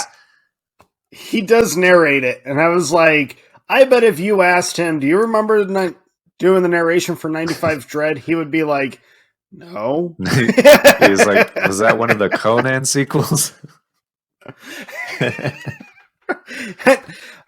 I feel like his narration in that was very much someone just called him up and was like, can you just read like 12 lines of dialogue and we'll call it good? Yeah. Sure. I'll give you $10,000. Yeah, here's your $10,000. Yeah. Whereas Carl Urban narrates, and the studio saved money on having him just open up the movie. He's already on the payroll.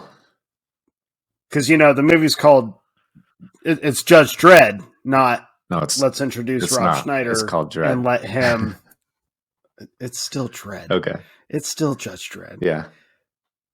But it's that character. It's not, let's let Rob Schneider open the whole movie and confuse people, because he looks so out of place. Yeah. Not just in this world, but in this movie. He looks out of place with this cast. It's out of he looks place, out of place with everything. Especially to be the opening shot of like, we're introduced to the world. We're ready to see Stallone. Let's go. And here's Rob Schneider getting off a bus. And you get Rob Schneider being sent home from being incarcerated for a while. Yeah. Go back to SNL, dude. Like, nothing against you. Go back to SNL. Yeah, it's wild that he's in it. I like him. I think that he's funny. It's not a great use of him or a purpose for him. But this is, so rewatching it, I know I've been talking shit about him and being like, I fucking hate him in this movie. I do hate him in this movie. I don't hate Rob Schneider. Sure. I don't like the character. I don't like how they utilized him, because to me, I feel like Judge Dredd should never have been. And this comes back to the production and Stallone's mentality and their approach. So I think Schneider just kind of had to take the brunt of this, and it's not his fault. He did his job. Cool. But that character, the comic relief character, I just hate in this style of story. I really do. Like, I have a hard time with it. Comic relief characters can be a lot of fun. They can be like well needed. They can work really well sometimes. But for the most part, they just fail. I mean, look at Justin Long in the fourth Die Hard movie. Yeah, it's much better. Yeah, he was supposed to be like a main character, but it's much better to have a character that is a character in the story who happens to be entertaining or a kind of a funnier person. Right. But when you focus on them to be the comedic relief, I think you're actually taking away from the story, from the impact of the story. You and I have brought this up with MCU, where they rely on, oh, shoot, we have a heavy subject coming up or a heavy scene coming up. We need people to throw jokes down to try and lighten the mood. And it always just kind of feels out of place. It feels like unnecessary, and just, I don't like it. To dedicate this whole character for 95 minutes to do the same like routine in this world that's supposed to be dire. You're supposed to be like, oh shit, there's cannibals. There's like, he's on a mistrial. He's being set up. Like, this is crazy. And then you got this guy cracking jokes the whole time. It really, and then even Judge Dredd is cracking one-liners and jokes. And it's a big snowball effect of bad for me. Yeah. I will say my favorite part in the 95 Judge Dredd, it's the best scene. It's the best part. And it lasts for like 5 seconds. Is when they're on the shuttle plane together and Rob Schneider mocks Sylvester Stallone as Judge Dredd. It was unscripted, and it's the best part of the movie. I'm so glad they left it in. Wow. He's like, I am the law. Like, it's just awesome. Yeah. And I feel like it works in the story so well, because he was sent to prison kind of wrongly by Judge Dredd, and now Judge Dredd is saying, I don't belong here. I was like framed, or it wasn't an accurate trial. And he's like, oh, weird how that could happen to some people. But see, that scene works because that scene, although it kind of adds a little chuckle here and there, but that scene works because of Rob Schneider's character is being imprisoned again for protecting himself, for hiding from a riot, so he doesn't get shot by accident. Wrong place, wrong time. And he's being imprisoned for it. So him mocking him and him being like, oh, karma's a bitch, that scene works. If they had just left that kind of comedic relief part, it would have worked really well. And then just let that character actually go through some like, oh crap, I just got out of prison to a whole riot that's going on. Like, there's gangs just firing away at people. Yeah, and he's cracking jokes at the door. It could have become like a more interesting dynamic between the two of them, where you have a guy who is a career criminal, just got out of jail. He's very unlikely to be friends with a judge. And then you have this judge who is a by the book guy who now is needing to see some more gray area, accept this other criminal, and they could help each other and like help each other grow in addition to help each other solve their problem that they're in. That would have been probably more interesting. I agree. Yep. I agree. But so, and I very much obviously enjoy the fact that the 2012 Dredd, there's like no comedic relief character. Yeah. But they still have these random moments of, let's try a one-liner here. Mm-hmm. And you're like, it doesn't work just as much as it didn't work in the campy 95 version. Yeah. You shouldn't make this one-liner when 3 Gatling guns are going off, annihilating half a fucking floor of innocent people and come towards like the judges. Mm-hmm. You probably shouldn't make a joke in that kind of scenario. It just doesn't land. Yeah. It just doesn't work. So, see, I had the same criticism for both. Yeah. Fortunately, the 2012 one only kind of tries it now and again. Mm-hmm. The rest of the movie, they're like, you know what? It's not a funny movie. Yeah. Let's just let this go. The 2012 one seems to be like, we need something, and so that people aren't like, oh, this is too serious. And whereas the 95 one was like, let's have a character, and that's his only purpose is to be the funny one, Right. and we won't develop him beyond that. Really, I think the Right. best way to do comedic relief is like the Batman had like some jokes where like the Penguin, a Penguin is a serious character, and Catwoman is a serious character, but they would make little jokes because the situation is awkward or life is awkward or whatever. Or Tarantino's movies, and like something awkward happens in real life, and someone is kind of a funnier person or has like a darker outlook on life, and they're like laughing at something that's like serious. But those characters, like their little quips and stuff, we'll go with the Tarantino one. Excuse me. When characters will make a joke, like we'll look at Pulp Fiction. Mm-hmm. The car ride, right? Look at the brains. Mm-hmm. They make jokes during that scene, but their characters are already established as they are hitmen. Their sole purpose in life, the way they make money, is by killing people. They've seen all of it. So they don't view death as a crazy thing. They don't view it as like a devastating part of life. They view it as their job. Yeah. So when someone accidentally dies by their hand, they're like, oh shit, now it's just gross. Yeah. It makes sense for that role, for that story. For the character. It's not served as like to make the whole audience laugh. It's served as like, these guys are so lost to like morality. Yeah. Like that's what they are. You brought up Penguin. He's a gangster. Mm-hmm. So his quips are all based in this life of crime, murder, drugs. Mm-hmm. So when he makes these quips in these situations, the awkward situations, he's making them as a gangster of like, I'm allowed to joke about this because I've seen worse, I've done worse, and I could potentially do worse. Mm-hmm.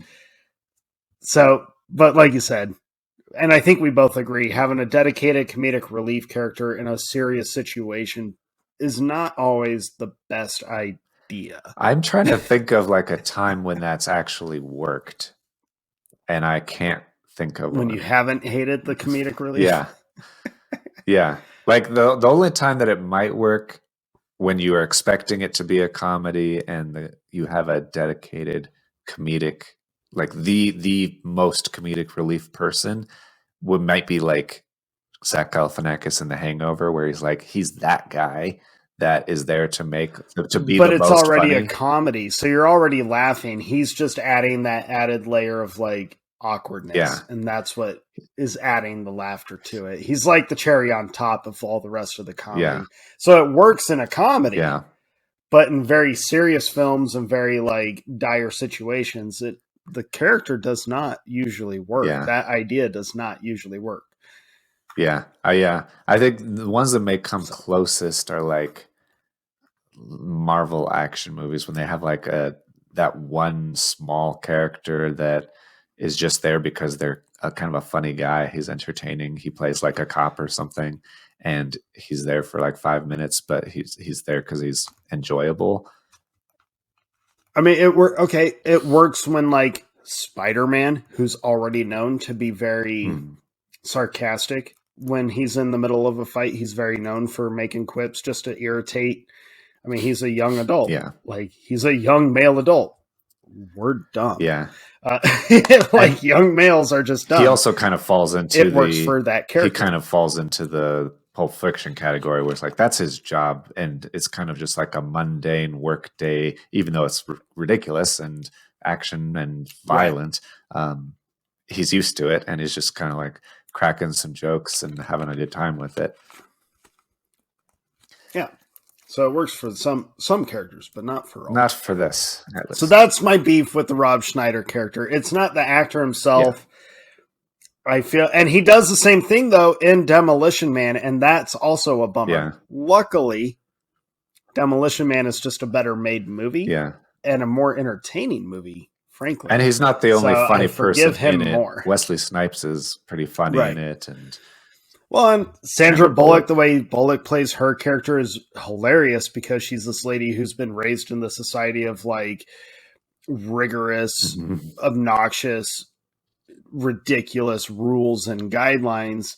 And all of a sudden, you know, Stallone steps in and totally fucks all that up. So she plays it really funny as someone who's like, you can't do that. Whole world is shattered and her curiosity gets the better of her. That adds to the comedy and it works. Yeah. She's not a comedic relief. Yeah. She's just put in awkward situations that can be made funny. Yeah. And virtual sex is just awkward and definitely hilarious when she's so like, no, this is what we do. And he's like, what the hell? Yeah. Yeah, it's true.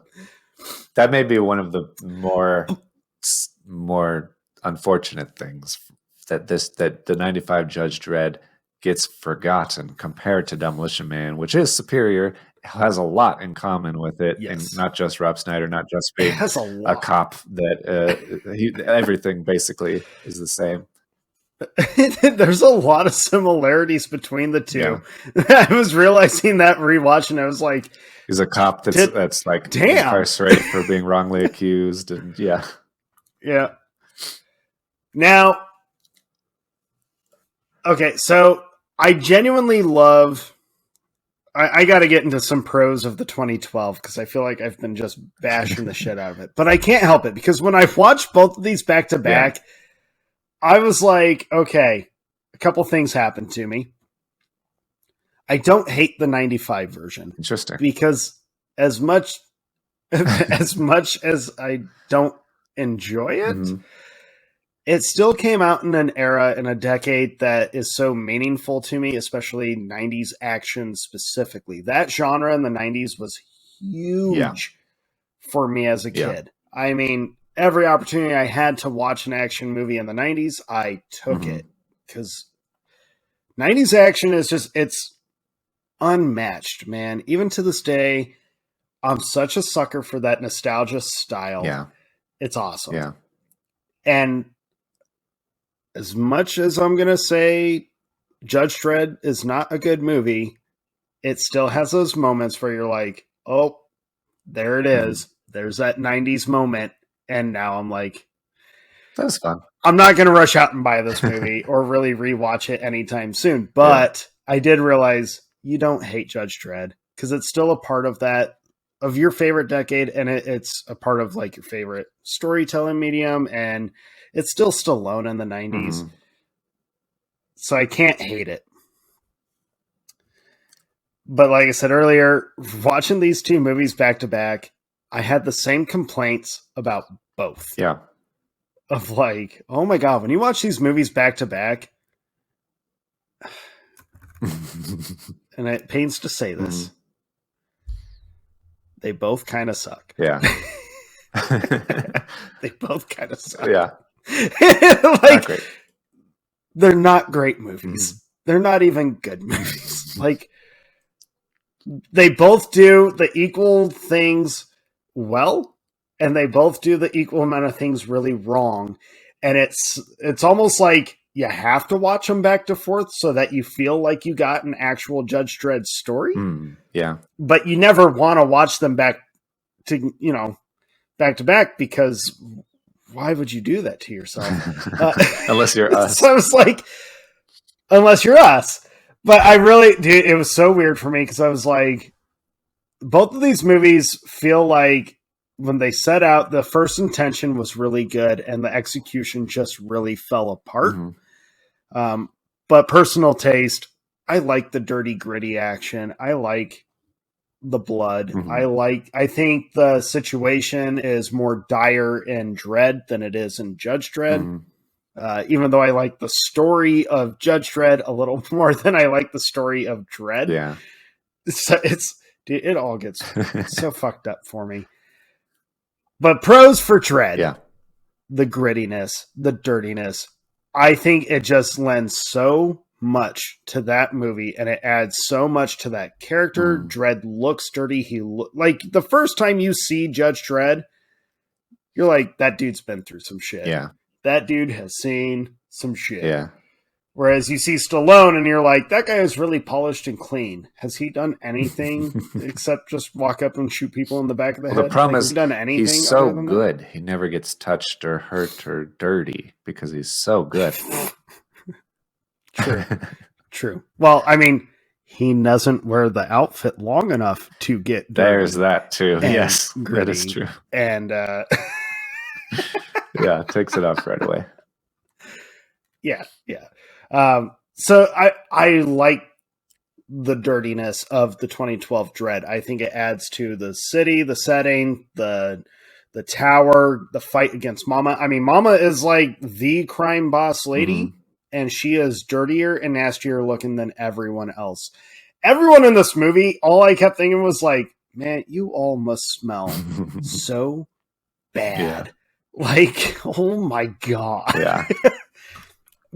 But I use that as a pro, because for you to see scenes in a movie where you're like, your brain is calculating how bad it must smell, how like, if you were there, I attributed or like compared it to when you drive down like a super, like a homeless area, nothing against anyone, but you drive through that area or you walk through that area and you're like, there's that certain feel, there's that smell, there's just that like, ugh, yeah, this is all bad. For the movie to put I you get in that same feeling when I watch Dredd. Yeah, the movie's ability to put you in that situation, in that world, is very powerful.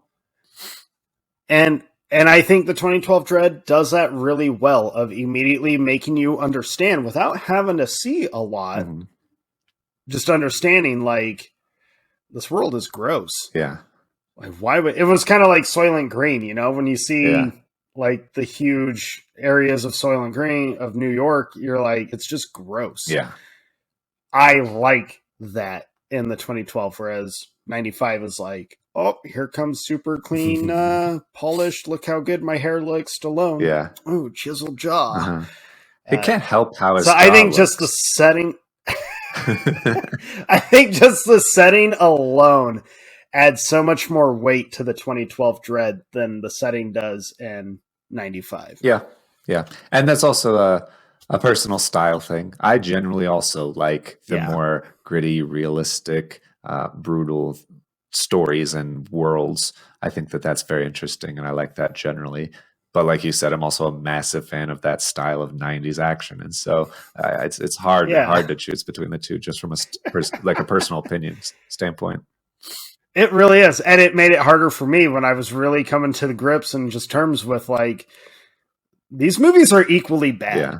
Like they are equally bad. Now, Dredd 2012 does have a higher IMDb rating and a higher acceptability from movie fans than the 95 Judge Dredd. That is one of the most annoying things to me, is that I feel like it was pretty well understood when this movie came out that it was fine, it was whatever.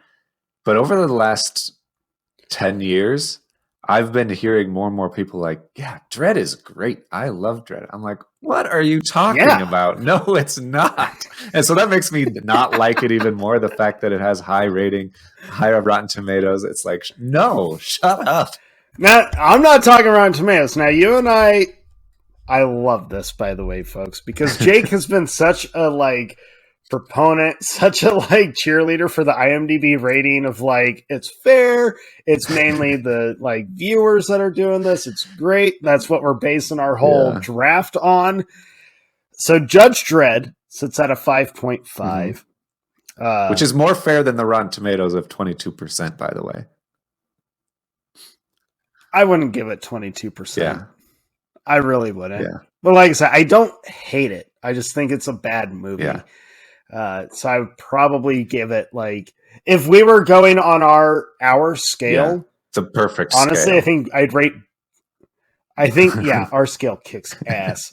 I would probably give both of these movies like the 630 like rating. Well, like 6 o'clock is down here. Right. Sorry. 6:30. It would be like the it'd be like 6:35 to 6:45 range. So not really there, you know? But that's for both. Yeah. So Judge Dredd sits at a 5.5, whereas Dredd sits at a you're gonna be so mad. A 7.1. Damn. That's ridiculous. I want to go through IMDb and see all of the great timeless movies that are at like a 7.0 and lower, because then they're saying that Judge Dredd is a better movie Dredd is a better movie than that. That's insane to me. A 7.1. Even I'm kind of shocked at that rating. Let's see. I would have figured like Scream 5 is a 6.6. That's crazy to me. What else is like? So even go ahead. Even our beloved IMDb rating scale not only says Dredd is a better film, but by quite a margin, a better film. Yeah, a ridiculous margin, honestly. I kind of agree, actually. Yeah. I dropped my phone. Hold on. And the Rotten Tomatoes for Dredd was 79. I'm back. Oh, you took your headphones off. The Rotten Tomatoes rating. Well, the cord is not that long, and I didn't want to like pull the whole That's good. setup down. The Rotten Tomatoes rating for Dredd is 79%, implying that 4 out of 5 people will like it. Wow. That's crazy. It's rated really high, and I'm kind of shocked that it's rated so high because there's a lot wrong with it. I'm really shocked it's rated that high because I feel like there are way superior comic book movies that get rated way lower. Yeah. That's crazy. I'm on IMDb's top 250, and I guess top 250 only goes to 8.0, so it's not on that list. I was concerned it was going to be higher than some big names. Getting a little worried there. Yeah. I was like, if this is one of the top 250 movies of all time, no way. Jake was going to be like, we're redoing our whole draft, okay? Screw the rating score. Yeah. But, I mean, I don't have too much more. I was like, I thought it was shocking for me to find out that I view both as equally bad, honestly, just for different kinds of reasons. And, well, not even different reasons, for kind of the same reasons. Yeah. But it really does boil down to just preferred taste. Like, I think it's interesting that the nostalgia bug is biting you more than me, because usually it's vice versa. But I get it. because you're a huge sucker for jacked dudes, and Stallone in the early '90s, mid '90s was pretty freaking jacked. I mean, he's still pretty jacked, but he was really jacked back then. So. Yeah. I mean, that was peak Stallone. Came out the same year as Assassins. It's just, it doesn't get much better than that. And I totally get why they made it, why they let him change the vision and all that stuff. Yeah. I am a proponent of keeping the vision because I think that, especially if someone is inspired by the source material, let them take that in an interesting direction. I don't think Stallone was a Dredd fan. I don't think he knew about it until he got the role and then started looking into it and thought it was interesting. But it's just one of those, like, Fast and Furious 6 is also 7.1. What is going on with IMDb? Oh my god! Okay, right. I set up some stress levels for Jake. I was scrolling through the top action movies. So Dredd is number 428 at 7.1. Okay, it's right next to Snowpiercer, which is like a beautiful, epic. Okay, deep. Snowpiercer is a way better than Dredd. Way better movie than Dredd, like on every level. And also Deepwater Horizon. That's not even a competition. Snowpiercer is so good. Yeah. That's wild. Man of Steel is also a 7.1. All right. See, Man of Steel should not be compared to Dredd at all. Man of Steel is, oh my God. Dude, like, Man of Steel is so good. I have the soundtrack, and every time the music from Man of Steel starts playing, especially the song Flight kicks in, I am like, I mean, just think about it. Dude, I just got goosebumps. Yeah, I know exactly. And I'm always like on my forklift drive, and I'm like, oh man, I feel like I could do stuff now. Man, Dredd is nowhere in that vicinity. Yeah. Now, I would still rate Dredd higher than the 95 Judge Dredd. Yeah. I would probably... So Judge Dredd was 5.5. Thinking in terms of IMDb, which is funny that there's always this like 0.5, because when you go to rate a movie on IMDb, it never gives you the option to do like a half star. Oh, that's interesting. They show you I would give it like a 5.9. Okay. Purely on, at least I got my super dirty dystopian future. Mm-hmm. So, but then I'm sure you found this out, Jake, in your get up for this. I found out something really interesting. Yeah. And it could be potentially another reason why the 95 Judge Dredd did not turn out as well as it potentially could have. Did you find out that they had actually already kind of loosely based the Judge Dredd comics into a movie already? Yes, at this point? I did. Okay. And they couldn't make the Judge Dredd movie because of this other movie. Yes. So like everybody will say you're missing it off. Made me laugh. And this was my like final conclusion that I hinted at earlier. Yeah.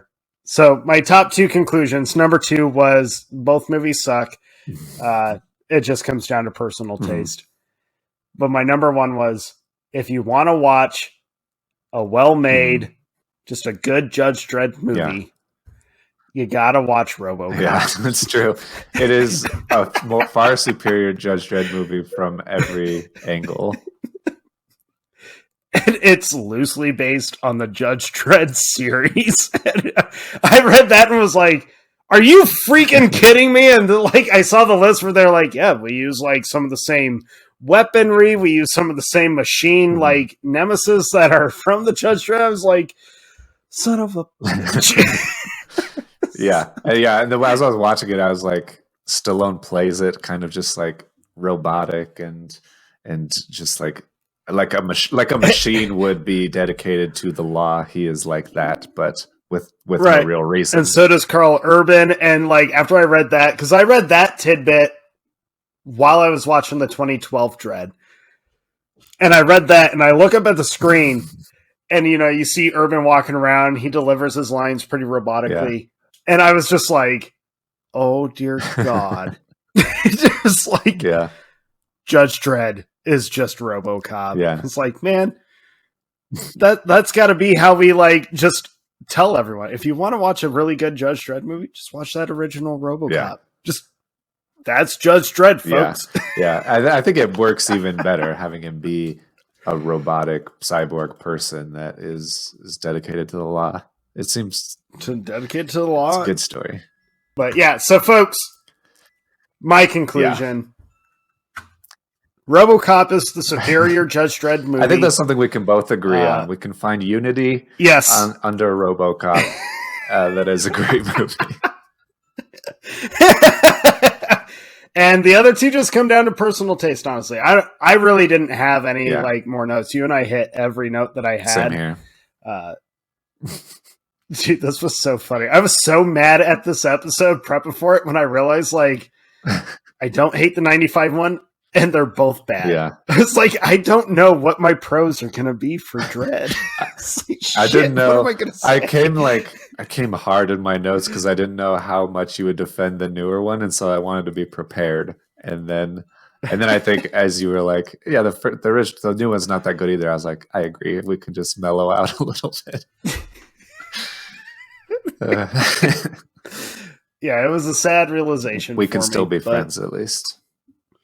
We can still be friends, and you know what's fun is I can still watch Dredd and be like, yep, it is better than Judge Dredd. And Jake can rewatch Judge Dredd and be like, yeah, it's not better than Dredd, but I enjoy it more. Yeah, exactly.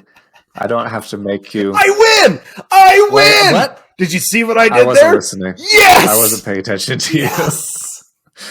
And Dustin wins the whole debate. You tricked me. Boom! You tricked me. Oh, man! Oh, man! I trusted you that you were going down a path of it's personal taste. Everybody can like what they like, and I don't have to force you to like mine, and you don't have to force me to like yours. I thought that would be a good message for the show. It turns out the message of the show is that your best friend will betray you and trick you into admitting that one is better when you don't actually believe it. So I guess this is the end of the movie boners. What is happening over there? Okay. Oh man, I can't believe that worked. I didn't even I thought you were gonna catch me in my little devious plot, and you did not. And I win like a supervillain does. Yes! Yes! I just stopped listening to you and was trying to think of what we're doing next week so we could talk about it. We hold on. Oh my god.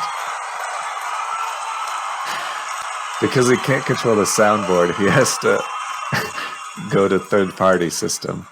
I can mute your mic, I think. You know what? Can I do that? Let's try that. No, I already ended it.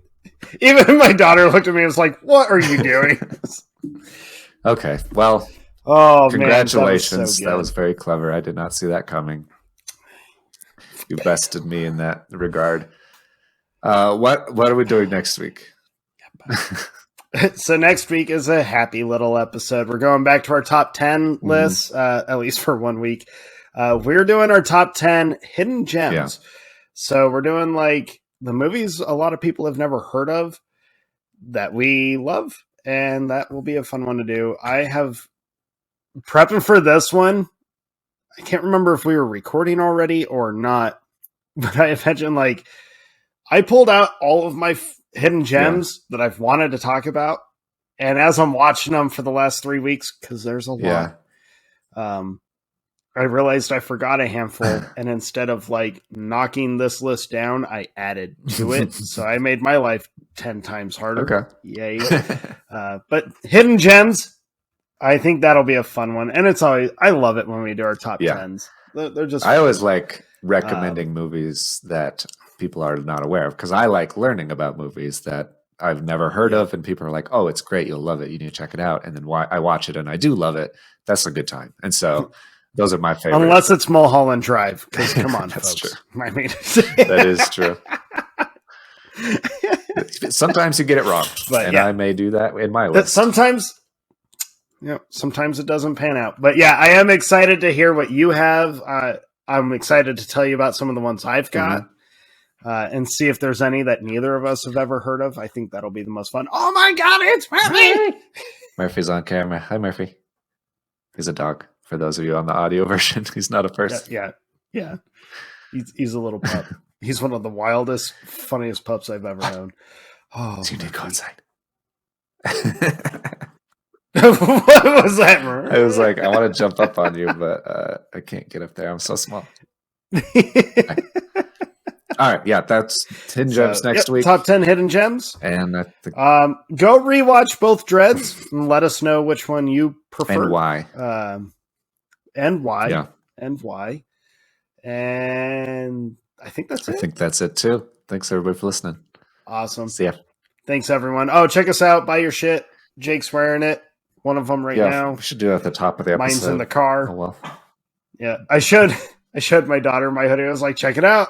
Doesn't it look great? She goes, yeah, it looks really good. It's comfy. I was like, yeah, you can wear it if you want. It'll fit. She goes, I'm not wearing this. Stop embarrassing me, Okay. Dad. Yep. But so thank you, everyone. Yep. Appreciate see you next time. See you next time.